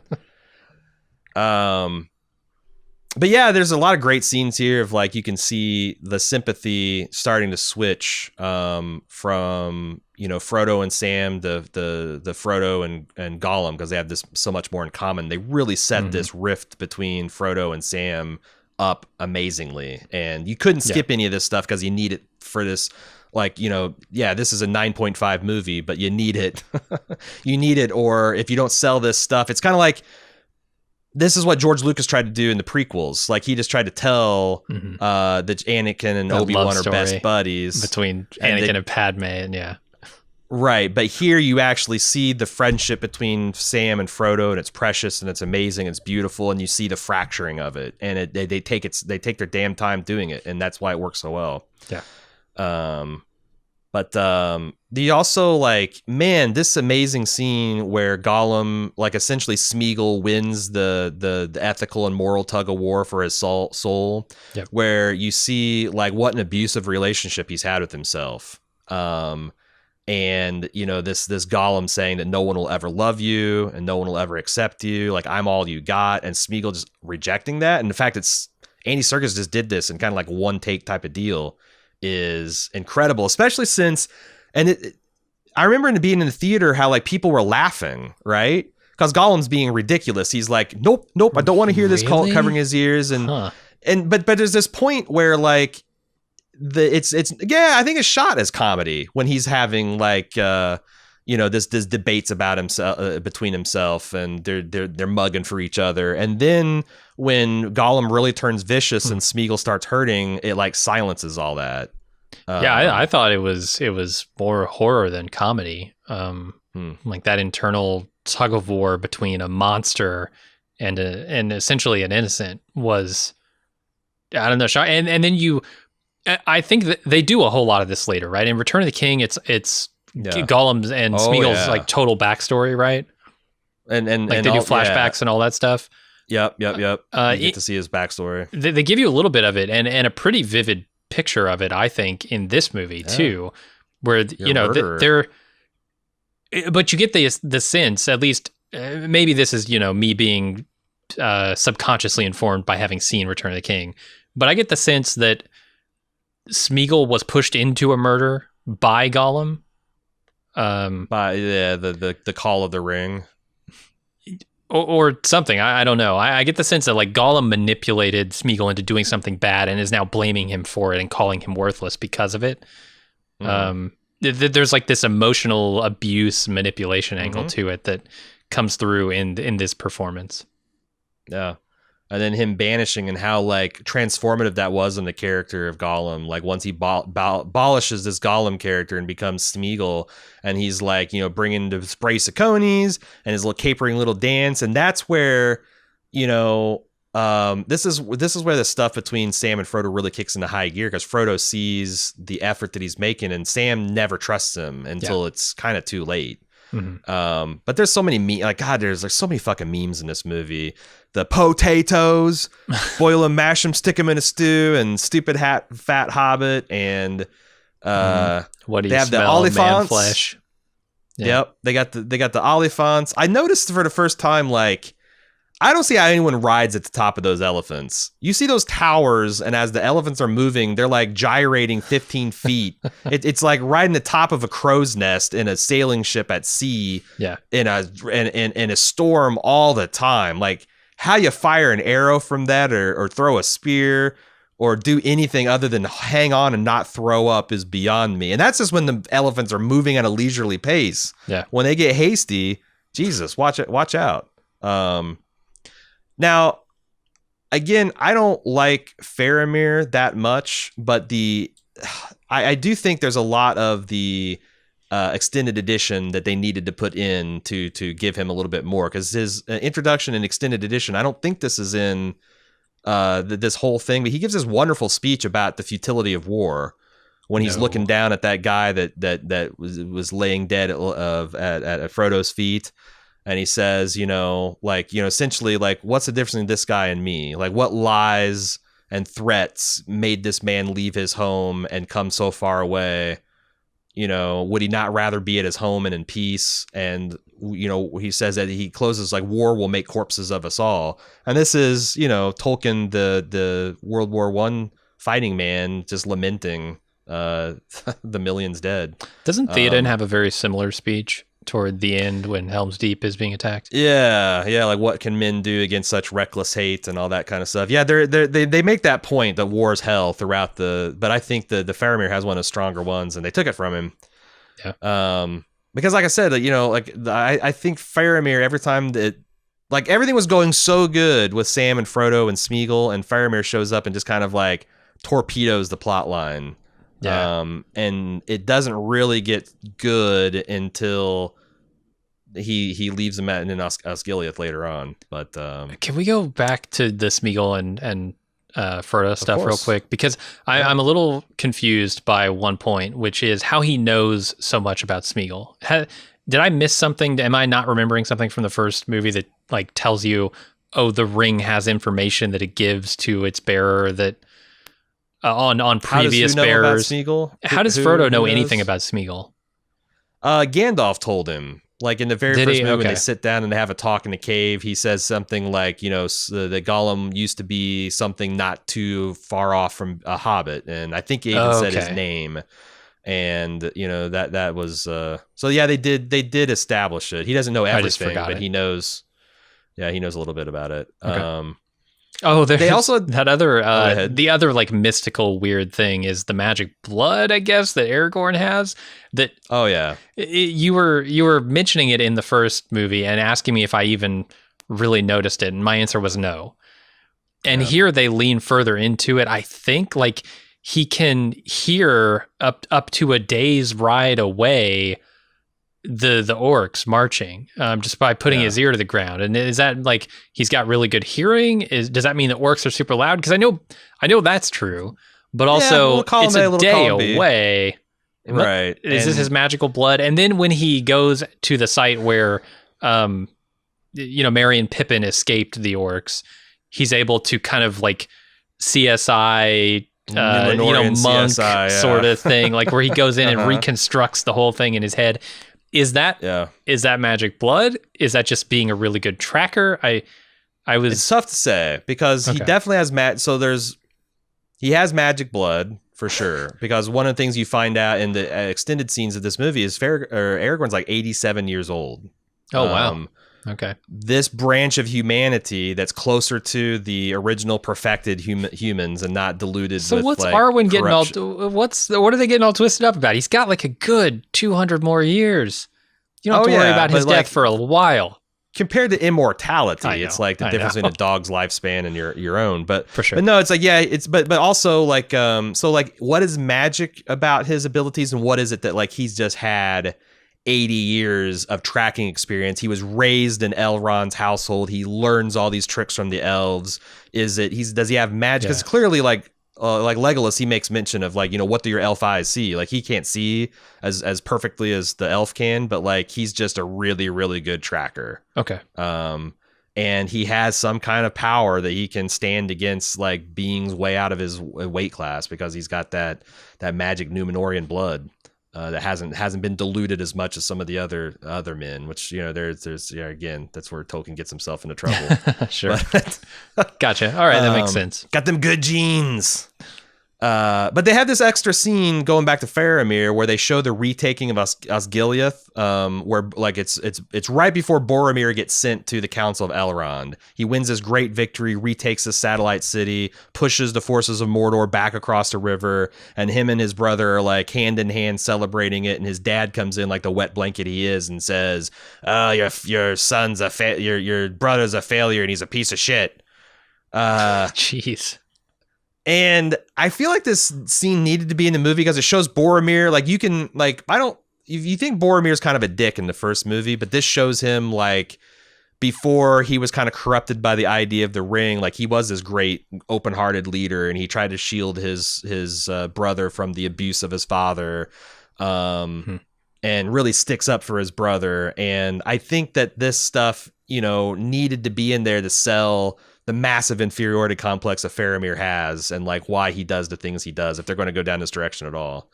Gotcha. So I think that's like they're like a combined total like 10 minutes of extra scenes with Faramir and Boromir, and I think they needed to be in my opinion. Yeah. But this is also like I thought this interrogation of Gollum where they capture him. First of all, it gives an excuse for Gollum to start turning back from the Smeagol ways, like, oh look, your master betrayed you and delivered you into this treachery. But also like the way that they portrayed that, like him weeping, and then this one hand starts stroking him, like it's like literally something else taking possession of his body and comforting him and singing this comforting song to him. Really great, really creepy, and effective. But yeah, like I said, this kind of like goes like one of the things that like Fran and Philippa and Peter said is like, if you don't have these scenes of, Faramir looking evil in the firelight and saying it's time for the captain of Gondor to show his quality, that it's like you don't have Frodo or Sam, you don't give them anything to do. But like, I don't know why Faramir has to be evil to continue Frodo's addiction to the ring and to sell the betrayal. Because I believe these men would rough up Gollum. Look at him. Yeah. Yeah. He looks like an evil, wretched thing. Like most and maybe of the they movies, can distrust him as much as Sam does and just be a little bit more violent toward him, right? Like, yeah, because they're big. And it kind of shows that men, can be bullies. Right. That's one of the things they're selling about like the weakness of man is like, they have power, but they don't always use it wisely. I just don't know why you have to turn Faramir into an asshole to sell this other stuff. But Yeah. I do think that's Gilead is neat because it brings them back to the action and it brings them like on the border of Mordor where they need to be. And like, again, purely visually, the battle is pretty exciting. And like the fell beasts coming down and descending on Frodo is amazing. And then, and I found this extremely powerful watching this weekend, Sam's speech about like what they're going through being into great stories that are full of darkness and danger, and you think, how can the world move on after it's gotten so bad? But a new day is going to come, and imagine how good that day will be once we overcome.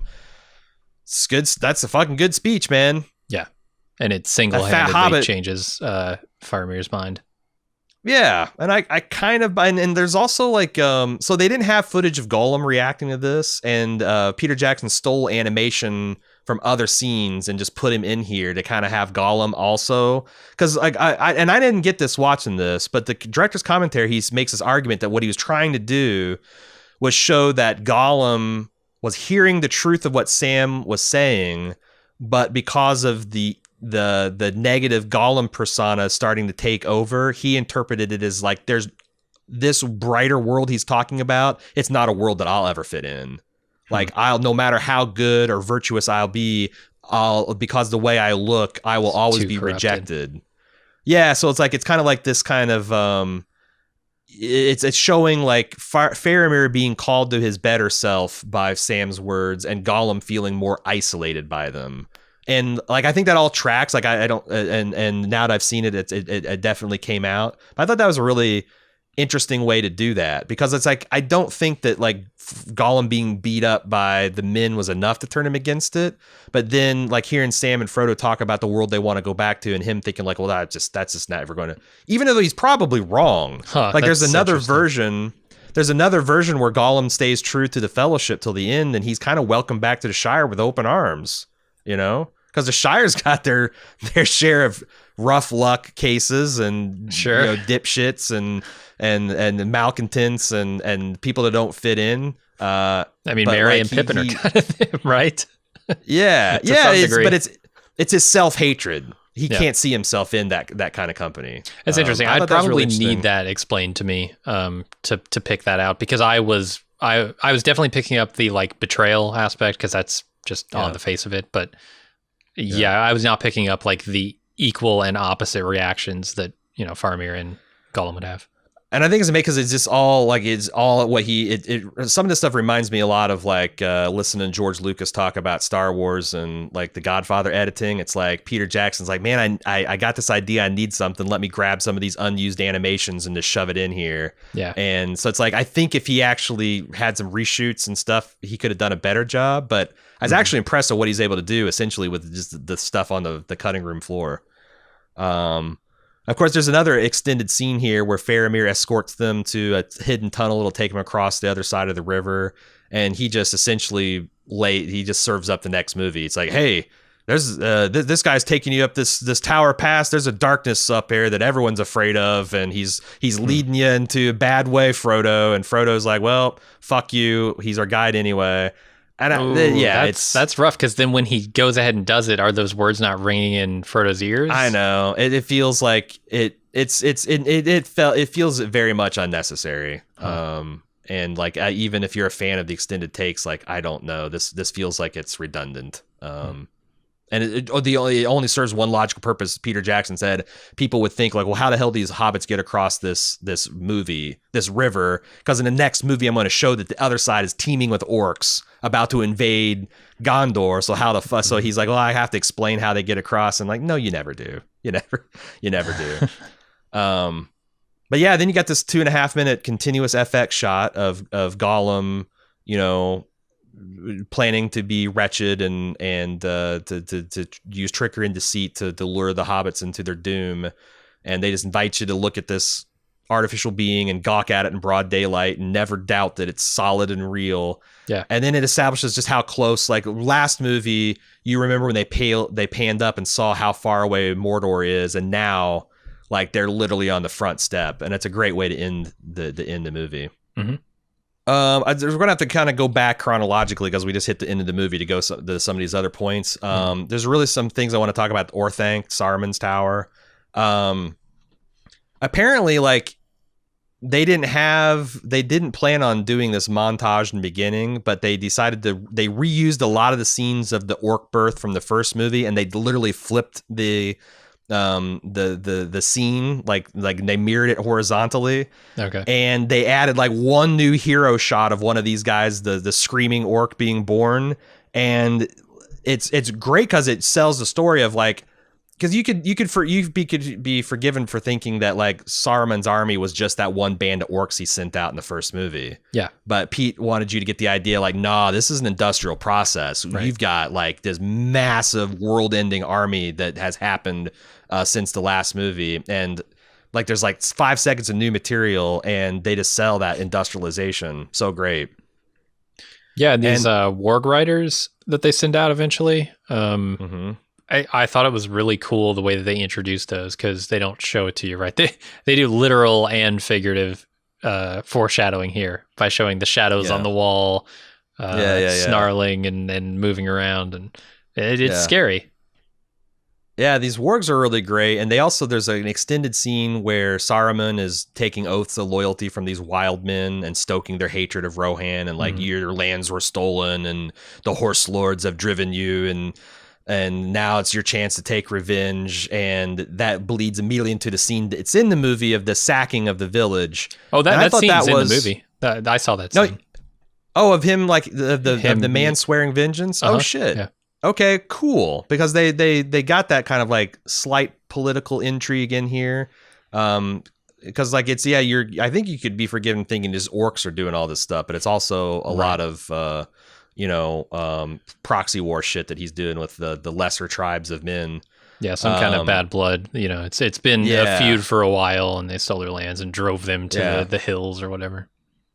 But Pete's so good at showing, like, he uses these, like, I think another movie would just show this village being sacked, but he has the wisdom to show, like, we need a mom and a daughter and a child to, have the faces of the people that are fleeing from this, that also will then tell the king what's going on. Like, it's just really efficient. It takes 30 seconds, and you care about the hell of a lot more than if you just heard, oh, our borders are being raided, Yeah, for sure.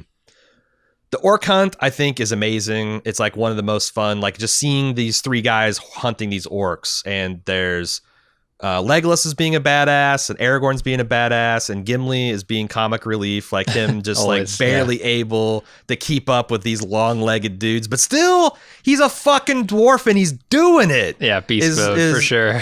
Yeah, and he's just gotta breathe. It's funny, but it's also badass. And a couple things I didn't know about this. During almost all of these running scenes, Viggo Mortensen had a broken toe, which we're about to talk about. The human-scale dwarf guy had dislocated his shoulder from a previous stunt scene, and Orlando Bloom had cracked his ribs falling off a horse. Ugh. And it's just like, oh, guess what this is, week, guys? It's just a bunch of scenes of you running. Man, they made accommodations for weather. You can't make accommodations for broken ribs. Like, come on. No, broken ribs, broken toes. Nah, fuck you. Just gut it out, guys. And the other thing I never noticed, but Peter Jackson said his idea for this chase is the camera will never stop moving. Even when the guys are standing like a hill, he's got this dolly shot where the camera's spinning around them. So the guy is standing centered in the frame, but the background is whirling behind them at a crazy speed. It just sells the relentless, like, these guys are not stopping. They're like gaining steadily on these orcs, and it just gives it a whole different energy than the kind of more majestic shots of the Fellowship going through the background of the previous movie. And the way they cut, back and forth between them and the orcs, they look cut from them sprinting at a furious pace over to the orcs who are like, we got to take a break. We're not going any farther until we need a breather. Yeah. It's good. It's real good. Yeah. And like I said, just notice it, because I never did, but like literally the entire orc hunt, the camera will never, ever, ever stop moving. It's always zooming, even when the people aren't. And it's an amazing, it works. It's a visual trick that works. Yeah.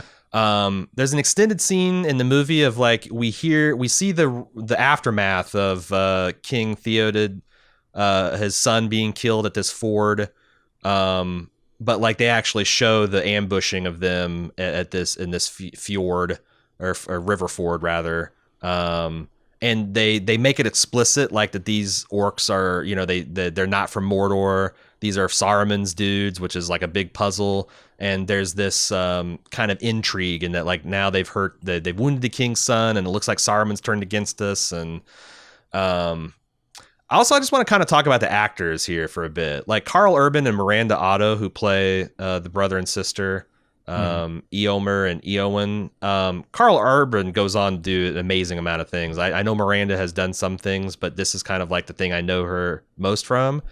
I just think they're perfectly cast. Like, Carl Urban is doing some early snarling work, like when he grabs Wormtongue and like pushes him against the, you know, and when he realizes the full level of treachery that he's bringing, and he's got that snarl, like, how long have I put up with you leering at my sister from the shadows? Yeah, you can see that face, like that you can see the seeds of Judge Dredd and Billy Butcher in these scenes for sure.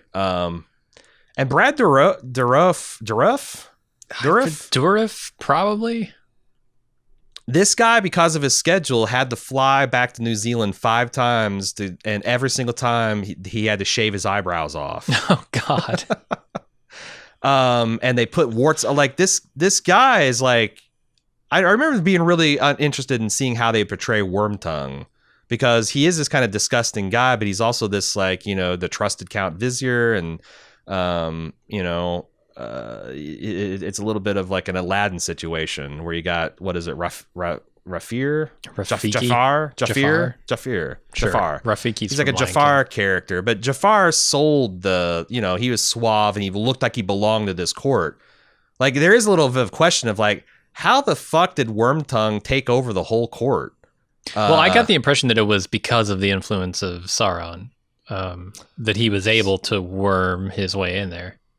But still, you'd think that like Carl Urban at some point would just lead a coup. Like, I see what's going on here. Well, that's hilarious to me, because at the end of the movie, when Carl Urban comes back, Eomer comes back with all of his banished cavalry. Mm-hmm. It's hilarious to me how many of them there are, because they've just banished at least half their army. Yeah. Which to me, it looked more like they banished 70% of their army, which, how do you even do that? Yeah. You can't. No, Peter Jackson jokes about that he's like, you know, it's like, of all the things people pick apart in this film, no one ever doubts, because you want Eomer to come in there with this crashing tide. But it's like, because in the books, Eomer's actually in Helm's Deep, and this is a whole other army from the other side of the kingdom that they sent word for to get, and it arrives at the last minute. But like, yeah, and they're making these jokes about, like, you know, it's like, he's like, they're like, I don't know why people didn't notice this. He goes, well, it's because we've committed much larger crimes in this film, and that's you hide your minor crimes with all the big crimes you commit against storytelling. But no, fair point. But I think these guys are extra solid, and Brad Dourif does an amazing job at Wormtongue, and really kind of a selfless, like, he makes himself disgusting and wretched. Yeah. He's incredible. I hate him. I hate him in that role. He's so good. I hate him. Yeah, and you also have goddamn Bernard Hill, who of course is the only thing I'd seen before. He was the captain of the Titanic in James Cameron's Titanic movie. But he's so good as this King of Rohan. Like, you just feel the weight of the kingdom on him, and how he doesn't really want to do any of it. He just wants to protect his people. He's being drugged into this war for this other kingdom that's kind of like, you know, slighted him throughout the generations. He's spent his time stupefied under the spell, and he wakes up and finds his son's dead and his people are under attack. He really just like makes me feel sorry for him. And also you see why his men following him, and then they love him and revere him too. Is there any way they could have cut the death of his son out of this? Because I didn't give a shit. It was so thin. It was like, one moment he's, you know, possessed by a Sauron, the next moment he's mourning a dead kid who I never met and don't care about. I think you needed it, because then the question is, well, why doesn't he just do what Gandalf says? Like, why doesn't he go forth and join his forces against Sauron? You know, why does he retreat? Because he's experienced all this loss, and Gotcha. he thinks like, I can't ask my people, like if I can save my people or have them die in a foreign war, I'm going to save my people. And it makes him feel like that's more of a understandable emotional decision, you know. Yeah. But yeah, the resolution of the orc hunt, where the orcs are offending the forest of Fangorn by chopping it down. You get that early establishment of, ooh, the trees aren't easy, or the trees are uneasy, and then fight between the orcs that allows Merry and Pippin to escape by the skin of their teeth. The Rohan, the exiled warriors saving the day but causing the chaos. Mm-hmm. Viggo Mortensen broke his toe in this scene in the movie when he kicks the helmet. Yeah. And he broke his toe, and you can almost see in his face like the pain kick in and him fall to the ground screaming. And he had the instinct to use that for his performance, and by God, his toe breaking is now immortalized for all time. Yeah, it's the shot they used. Yeah, it's great. It's great. Because you don't really see Aragorn give in to grief and despair. Yeah. And when he does in this movie, because he kind of does, and you need earned. him to, yeah. Like that's the thing. Like by the end of the movie, it's a question of whether he's going to keep that hope that people are always talking about, and whether he's going to be able to pass it on to Legolas, who's losing hope as well. And yeah, I think it all works. And these scenes also do such a great job of like starting to weld together Legolas and Gimli, their friendship that like is an engine that makes a lot of the back half of the story work. Legolas stepping up and saying, he's not going to die alone. Like you chop off his head, you'll die before the axe and it kind of surprises Gimli. Like it cuts to John Reese and he's kind of like, oh God, the elf is sticking up for me. And then when he's going to toss the dwarf across the chasm onto the bridge there, he's like, don't tell the elf.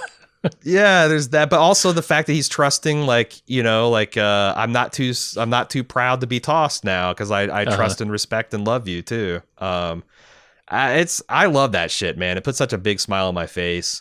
I thought it was really interesting how they did Gandalf's return and things that I wasn't aware of, when he came back. Yeah. They digitally blended Christopher Lee's voice and his face in the first few frames of the reveal of Gandalf. So you're kind of like, it sells number one that like literally Gandalf is kind of Saruman reborn, as he should be, and also like it kind of like if you weren't spoiled by reading the books, like this is a fucking moment. Return of Gandalf, holy shit, and. It's hard to capture that feeling again after having seen all these movies and knowing that he's coming back, and some of this stuff doesn't work. Like I think that moment works. It's very awe-inspiring and it's cool, like the light coming off of him and especially, and he hands the three baddest asses their ass without even really trying. So it sells again Gandalf's like omnipotent power when it comes to like mortals, Yeah, the thing that doesn't work for me is when Merry and Pippin are first.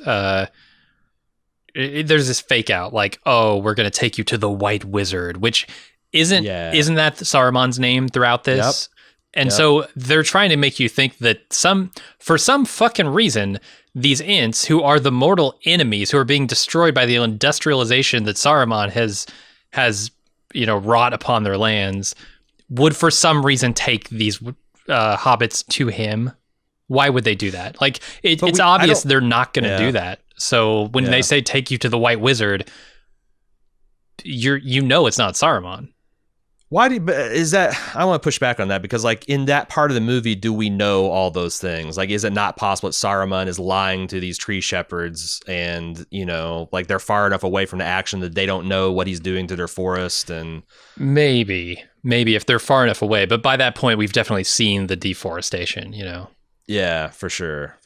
Which is hilariously ironic to me. It's like these orcs go in and they need the fire, right? They say, let's light a fire, and they tear down all these trees. Right. So they need the fire, they need the trees to make fire, and yet they want to destroy the trees. Like the irony there is ridiculous. I also think that going back to the original point that maybe if you understand that Theoden is ensorcelled by Saruman, that you might also think that he could get dominion over these tree beings, like that they're just serving evil purposes. And also, Yeah, I think guess that, I didn't feel any of that influence there on the yeah, ends. So. it does it because, like, you know, Treebeard coming in and stomping this orc is very cool, but it also does, like, it just sells him as good, you know, like he's like, you know, like he's on the right side, if nothing, if not that for accident. He's against orcs, you know. So, and to be yeah, fair, I can see it's that. not like you don't immediately know, oh, when they say White Wizard, they're talking about a reincarnate or, you know, For sure. a higher power resurrecting Gandalf from the flames of the Balrog's pit. Like, you can't jump to that conclusion, but you jump to the conclusion of, this is not the White Wizard they want me to think they're talking about. Right. I also really liked how they show Gandalf kind of recovering his Gandalfness. It reminds me a lot of, like, The Voyage Home Spock, where he's Spock, but he hasn't quite fully re-interfaced with his present body. Like, he doesn't remember. He's like, I was Gandalf the Grey, right? Yeah, like, he's remembering, like, he knows he's got all of the information, but the emotional context has been divorced from it. Like, you know, Spock knew that he's best friends with Jim Kirk, but what does that mean to me? And he's rediscovering it, and then he fully comes into his own in the next movie when, you know, he's very warm with, like, Merry and Pippin. But I love that, like, little detail of, like, Gandalf has lost a bit, more than a bit, through this sacrifice that he made fighting the Balrog, and his lines that, like, you know, the lightning striking a sword and him, I smote my enemy's ruin upon the mountainside. It's so fucking gothic and badass. It's like something from a heavy metal cover. I love it. For sure. I love it. Throw that fucking Balrog down, old man. I mean, this is why Led Zeppelin wrote songs about this shit, right? Yeah. Because the imagery here is... It's cool. It's cool. Yeah. There is a lot of... Oh, man. There's so many extended scenes of Treebeard reciting poetry that I frankly think is cringe. And there's also just a special scene, extended scene here of Gandalf just telling you straight up what's up. There's like this 5-minute scene of him explaining Saruman's doing this and he's using these forces against Rohan. And oh, by the way, over in Gondor, they stand alone against Sauron. Meanwhile, our Hobbit friends, and he's just like giving like a blow by blow recap. And also, guess what? You've got magic blood and you got to decide whether you're going to be the leader of these people. And I don't know that I needed that. And Sauron is distrustful of Saruman, and Saruman's distrustful of them. And the thing that I remember of it is, like, Peter Jackson saying that, like, I guess for some reason the prosthetic nose that they put on Sir Ian here looked jet black in these scenes because they weren't reflecting the light properly. Oh no! And even though they color corrected, you can see in this deleted scene that, like, his nose looks a little necrotic. Oh god! Looks like they said frostbite Gandalf because it just wasn't working. I mean, he has just been resurrected. I could buy it. Oh yeah. We talked about, like, the things that we don't like about Eowyn's roles, like the love triangle that she tries to fit in. But there's this beautiful scene where they I think this is a direct quote from the books where, like, Wormtail's going on about, like, you know, you're like a hutch to trammel some wild thing, and he's like taunting her with her fears. And Peter Jackson pointed out that, like, there's this moment that Eowyn almost succumbs to, like, because even though Wormtail's evil and disgusting, he's actually completely got her pegged at what her fears and desires, and he understands her in a way that her brother and the king and none of these people ever do. And she, like, wavers, like, well, maybe I have nowhere else to turn. Maybe I should turn to this. And then she says, your words are poison. I never fully appreciated, like, what was going on in that scene, but when I actually, you know, looked at it with, you know, a little bit more eyes, it's like, yeah, this is actually all really fucking working. Yeah. I love the scene of them surrender. This is straight from the books, you know, them getting disarmed and the old man in the walking stick routine. Mm-hmm. And I also I get a kick out of how much shop the Aragorn and Legolas and Gimli wreck behind him as he's vanishing. Like, Wormtongue's got all these bullies and they're, like, sizing him up like, oh, an old man and a fucking dwarf and a Twinkie elf. We got this. And they're just, like, just the camera's whirling around and everything in the background. They're just getting their faces smashed in, barehanded, bare-knuckled brawling. It's great. It's like something out of a D&D campaign, you know? You roll into a fucking tavern and you just start getting into a bar fight. It's great. There's like a very small moment too where like the captain of this guard or whatever it is kind of like holding a lot of his men back. Like he's kind of waves them off briefly. So don't murder these fools. Yeah. And I thought that helped sell it. Yeah. And then like the reveal of Gandalf the White when he cast off his cloaks and he has this wizard battle with Saruman. I thought like from a visual storytelling point, that shot where he like strikes Theoden's head so hard that like Saruman feels it. Yeah. It's like, you know, if you didn't like the wizard fight in the first one, I thought this was even better. Much like better. You really get the soundtrack, the bass, like thum that you get of this power when Gandalf is using his counter spells and stuff. It's fucking cool. And McKellen's performance, like when he successfully does it, he's like kind of breathing hard, but like and throwing his shoulders back, like he looks like a man who just chopped through a cord of firewood. You know, like I just did some fucking work and it was satisfying. I just beat another man. I like it. It's really good. And Bernard Shaw's performance of like shaking off the spell and grabbing a sword. Yeah, like literally picking the sword back up, right? Deciding to fight this war. And that like it sounds like he's drawing a 300-foot sword out of like a cast iron sheath. Like this sound it makes as he draws, and the Rohan theme is kicking on strong. Like fuck yeah, you're ready to go banish Wormtongue yourself. Oh yeah, he throws Wormtongue out on his ass. That was maybe the best part of this entire movie. Throwing him down the stairs, man. I wanted to see that so bad. Yeah, and I like I said, if you didn't think the scene of Theoden burying his son worked, I thought it did, and it lays the emotional context for him turning down Gandalf. And you're also another thing I picked up in the commentary is like they're intentionally setting up Gandalf as a manipulator. Like he's just a positive version of Wormtongue. He's sitting to this right at the king's right hand man and saying, well, look what you got to do, sire. Your hands are kind of tied here. You got to do the thing that I want you to do, because else you're a pussy. Like it's the darker side of Gandalf, because he is kind of like Dumbledore that comes after him. He's doing the right things, but boy, he's using people. He's nakedly using people to get to his ends. So they got the road to Helm's Deep. There's this extra scene of Aragorn bonding with his horse. This wild horse that kind of breaks free. You find out it's the son of the slain, or it's the horse of the son that was slain. And I kind of thought they should have left this in, because then it means something a little bit more when this horse comes and saves Viggo later. Okay. I don't know. Yeah, I don't know. What is he, Duke of the Horses? Like, yeah, he's got the elvish tongue, man. He's got the horse whistle. He whispers elvish. No, I mean the horse. Like, what's it named? Halifax, and it's the Duke of all horses. It's royal horsery. It's the horse of a king, you know. Sure. And it can do everything a horse can do. Ooh. Yeah.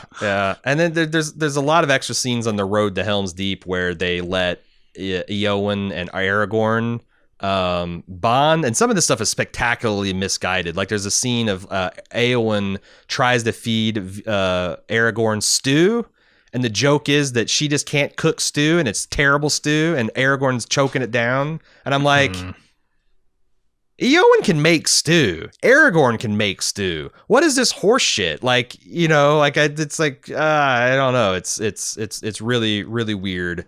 But they also have like this scene of like, you know, her and Gimli kind of like lightly flirting, or like Gimli kind of holding court with her about female dwarves. And the one scene about they also reveal in these extra scenes that like Aragorn is 87 years old, which I actually agree with Peter Jackson, even though that's cool and it lets you know that like there's something special about him. It also confuses the fuck out of like the discussion he later has with Elrond about like, I'm a mortal man and you're an elf that lives forever. And like, wait, grandpa, you're 90 years old and you look like this stud. Like, what's going on? I mean, like I said, this stuff is kind of a mess, because like there's this fantasy sequence of Arwen, or maybe it's a flashback where like, you know, as he's in the middle of flirting with Eowyn, it's kind of like, woohoo, I got a vision / dream / flashback cock block.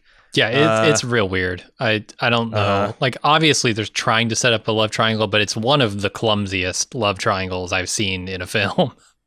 Yeah, and there's like there is something there about like Elrond dad bullying him about like, look, you mortal, my daughter's immortal and she'll be on the shores of Eternia or whatever. I can't remember the Grey Havens. Valinor. She's gonna retire to the shores of Valinor, and you're not gonna fuck it up. This world is a shithole. It's about to be kicked in by like, no, don't do it. And our Aragorn's like, well, I love her, so yeah, I guess I'm gonna emotionally throw rocks at her and tell her she has to go away. Yeah, that part sucks, but I did like the fatherly speech that he gives, the wisdom he imparts to Arwen, because like it. She is setting herself up for a lot of heartbreak in the future, guaranteed. Yeah. And he's trying to convey the wisdom of a lifetime, right?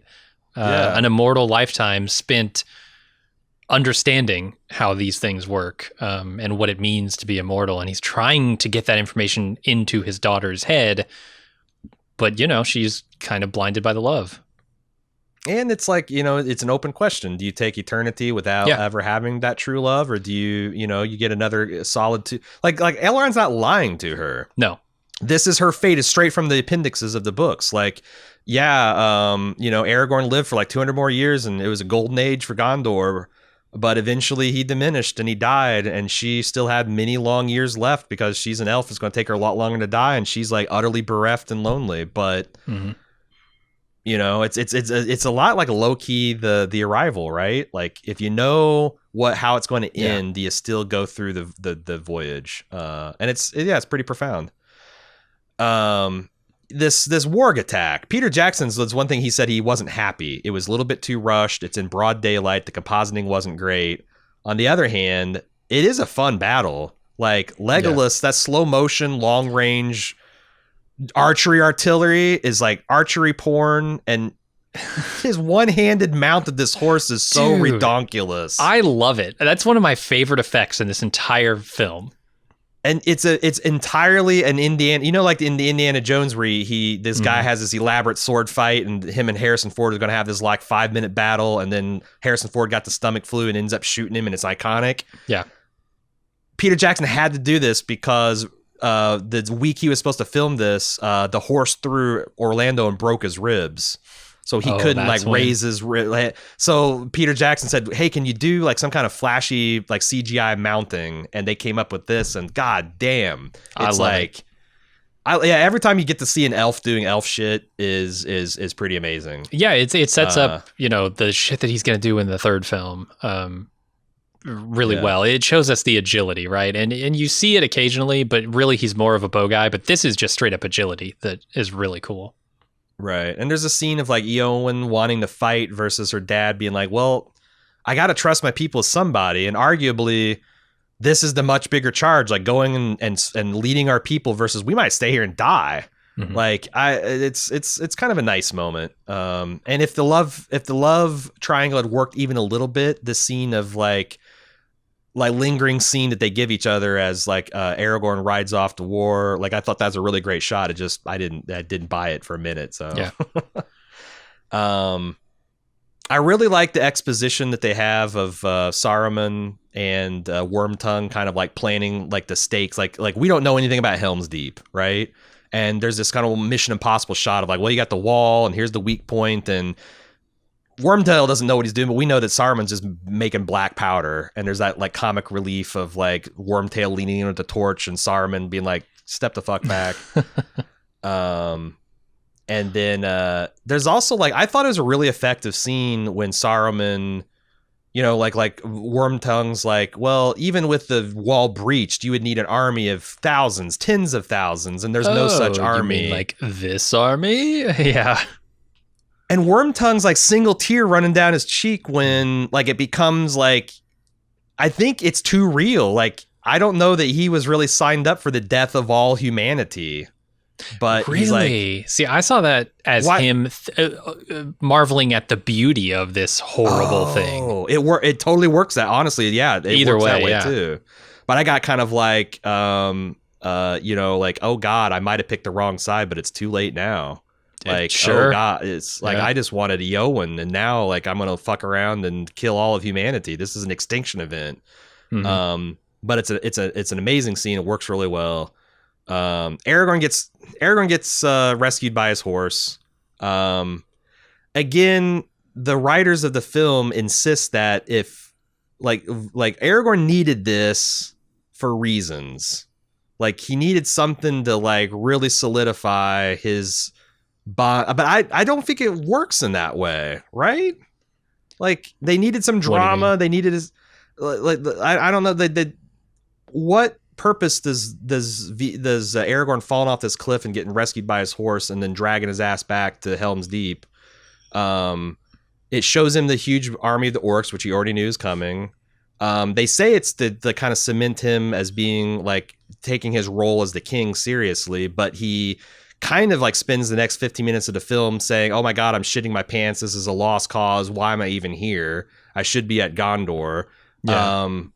I mean, do they need him? Because doesn't he ride back and say the army's coming? Or yeah, but they knew it, right? Like they're going to Helm's Deep for a reason. They knew I guess they could imply that bad things are coming, but yeah, I can't remember who told them initially how big the army was. Tens of thousands. Yeah. It's certainly Aragorn because he sees it in the film, but yeah, because I don't know. It's Aragorn who's able to like crush the hopes or attempt to crush the hopes of everyone there, right, at Helm's Deep, because the army is way bigger than anyone could have expected, and being at Helm's Deep is actually potentially not going to save us. And there's this scene of Galadriel coming in to kind of narrate again what's going on, which I guess came from a note because the New Line execs were getting Osgiliath and the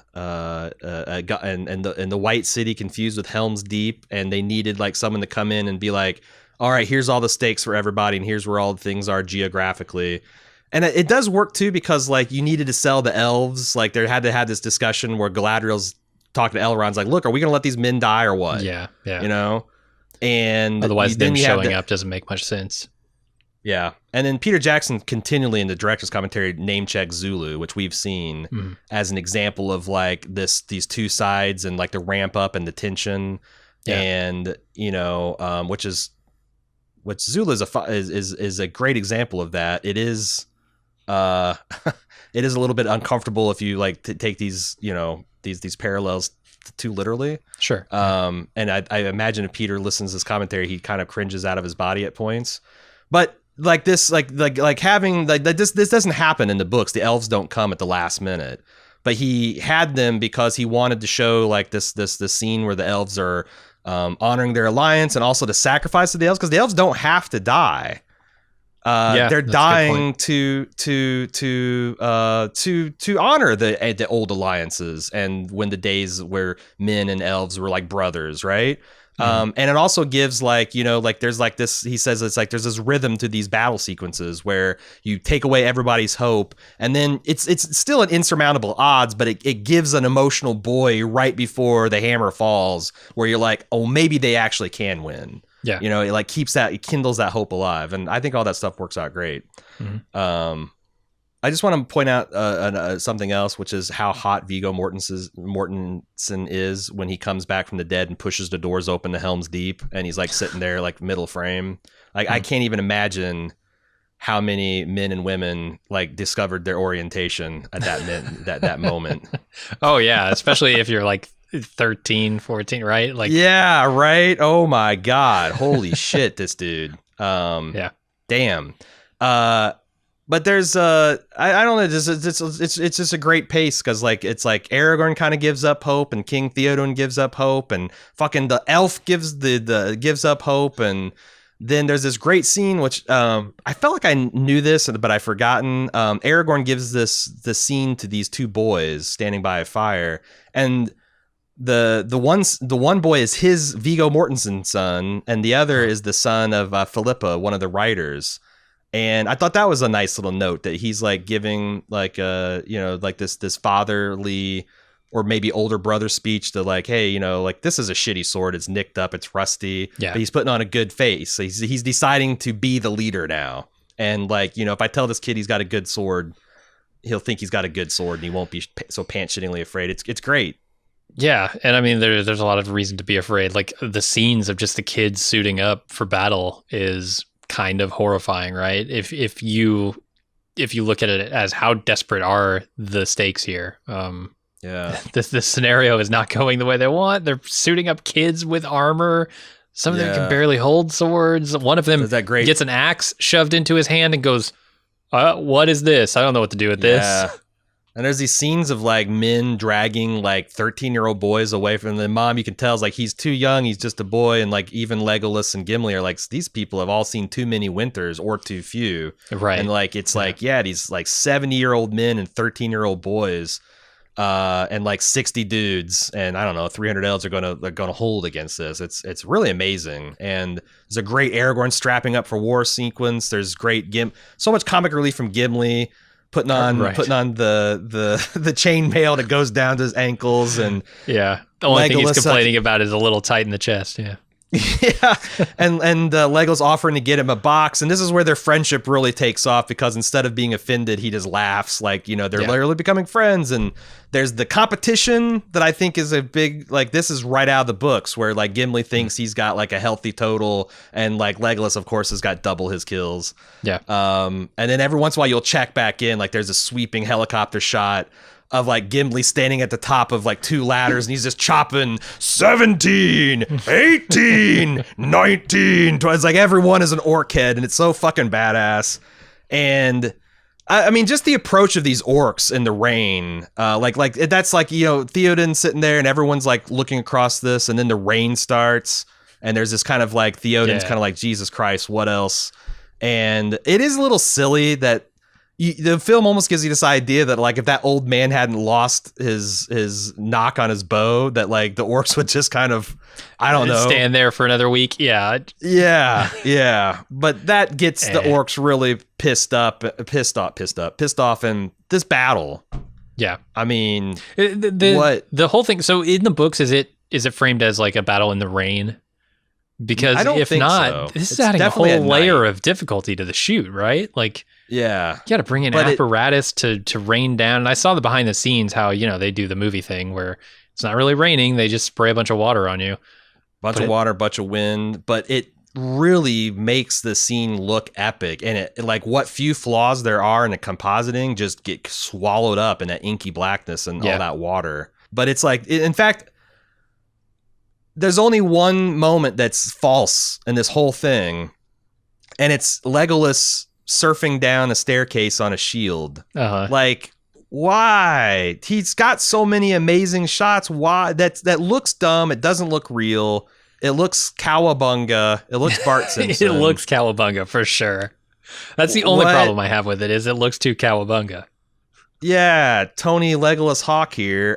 Everything else is just amazing. Like, I love like how the big three have these like they all have mutual like these suicidal efforts to save each other. Like Aragorn's about to be taken out after the wall explodes, and Gimli just jumps off like the top rope into like 15 orcs, and he's about to go down. So Aragorn orders the elves to shoot past him, and like the arrows just barely miss him. And like the way those guys come out to save the door to the main keep, and like Gimli and Aragorn on this like little causeway hold off like a 300 style all these orcs. Everything just looks, and like I love how like the orcs all advance with their shields held up to the gate, and then the like protecting them from arrows, and then the battering ram runs up through the middle, and you can see it kind of rippling through the crowd. It's like there's so many of these shots, and they all look so good. And the way that they're producing waves of orcs. Like, you get the archers kind of taking out orcs by the dozens at the very beginning, but then they get the ladders, right? And they start to get overwhelmed at the top of the wall. And then, the orcs overwhelm and break through the castle walls, and then they're pushing back to the keep and the door. And every stage of this is further ramping up the emotional stuff. Like you were saying, with these characters jumping in to save each other. It's ratcheting up that tension at every stage to the point where at the end, it's such a relief when Gandalf shows up, right? And Eomer comes in behind him, and you just know that the day is, if not completely saved, then at least there's going to be a fair fight here. Yeah. And Gandalf at this point is so powerful that you assume that, okay, they've won the battle. The way this momentum works, like Peter Jackson got so many of these tricks. Like he said that his philosophy for cutting this particular battle is like, I never wanted more than 2 or 3 shots before you went back and you saw Aragorn or you saw Legolas or you saw Gimli. Because we had hours of shots of extras and all that kind of stuff. But like, he knows that like without stakes, without faces, without like, you know, seeing like these hero shots, that you could get lost and it'd just be this endless kind of muddy mess. So if you keep count, it's like, it's almost like clockwork. Like you'll see, you know, an orc pulling a dude off a thing, and then you'll see some guy take an axe to the crotch, and then it's Legolas splitting some dude with an arrow. You and gotta like all these things that. Like he's got a philosophy, and it fucking worked, you know? And the temptation, like I've just spent millions of dollars like setting up all these miniatures and these sets and the CG effect, and goddamn it, I want to use it. But to have the restraint to actually not use that and tell a better story because of it is very respectable. Yeah, I love it. And then, like you said, there's like, you remember you back to like Gandalf saying, I'll be at the sunrise of the third or whatever day. And then you see the sun breaking through that window, and Aragorn's like, come on, just like one more ride out. And that ride out is fucking epic. Yeah. Them like busting through their horses through these seas of orcs, and then like the epic scene of Gandalf arising and Theoden stands alone, and then Eomer's there, not alone. And this again is just a fucking painting. The charge of the Rohirrim down this hill. Yeah. Gandalf using his spell to blind the orcish pikemen, and then they just fucking win the day. And like and it also ties into Osgiliath and Sam's epic speech about what's worth living. And as that thing takes an emotional upturn, you see the scenes of like Gandalf laughing in battle, because it's a super fun now that everyone's going to live and you can just kill all these orcs. Like everybody, like the relief that they're going to save all these people. It's great, but the relief here after the climax of this into the denouement or whatever is really seamless. I think it works maybe better than the first movies because it's like there almost isn't a dividing line between like they've won the day and I'm now telling you what's going to happen in the next movie, or here's what's going on going into the next movie. Yeah. And like, you know, like it's like there's Theoden, like he gives this like almost suicide poem when he's getting geared up, and then, you know, the now for wrath and now for ruin. Like, God, Theoden's got some like the all-time military pump-up speeches. And also, oh shit, we're gonna die speeches. And he gives another good one in the next movie too. But there's like a lot of little filmmaking details. Like Peter Jackson realized that they messed up and didn't shoot the hero reactions to Gandalf's arrival. Oh no! So he literally took like a random scene of like Aragorn looking up and to the sky and like some kind of reaction, and took him saying Gandalf from another part and digitally composed, just to like, again, cutting room stuff to get the pacing just right, to get so those beats land just perfectly for the audience. And then that's the line at the very end, you know, where they're all standing on the wall having won the battle, and Gandalf says, the battle of Helm's Deep has ended. The battle for Middle-earth is about to begin. That's perfect, right? Because this is a second movie in the trilogy. The scale of it is already insane. This Helm's Deep battle is so fucking huge. Yeah. And then him saying that makes you think, what is the third movie going to do that blows me away beyond this? Because that's another whole, you know, scale to it. Like Middle-earth is everything, right? They've just been focused on this one location. And the amazing thing is, like, in the theater, there's not a single person alive that thinks that they're not going to be able to ramp up those stakes, because these you just went through these 2 movies and they're a fucking experience, right? Right. There is an extra scene that I don't know why they didn't put, because like it's a nice coda to the competition between Gimli and Legolas, that Gimli's sitting on top of an orc with his axe embedded in his head, and he's just saying to Legolas, like, what's your number? And he had, I think, one more than Legolas. So Legolas takes his bow and shoots the orc that he's sitting on in the head.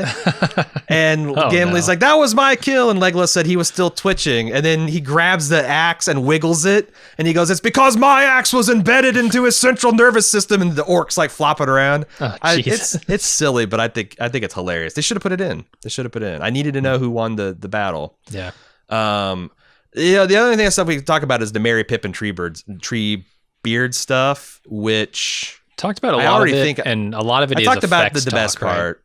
Yeah, and a lot of it is like there's a lot of extra scenes about the poetry, about him talking about the Ent wives. There's an extra scene of Merry and Pippin drinking this Ent draught, which is the book explanation that they actually grow several inches. They're large. This is like a magical brew that the Ents drink to get big and strong, and the hobbits drink, and they end up, when they go back to the Shire, they're like Omega hobbits. They're like a half head taller.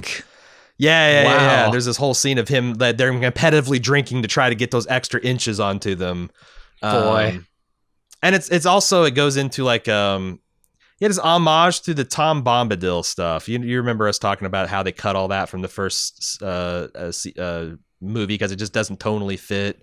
Yeah. They have that old man Willow attack them in this scene, and Treebeard come and essentially do all the lines that Tom Bombadil did to like put old man Willow to sleep and demonstrate that he's a shepherd the tree.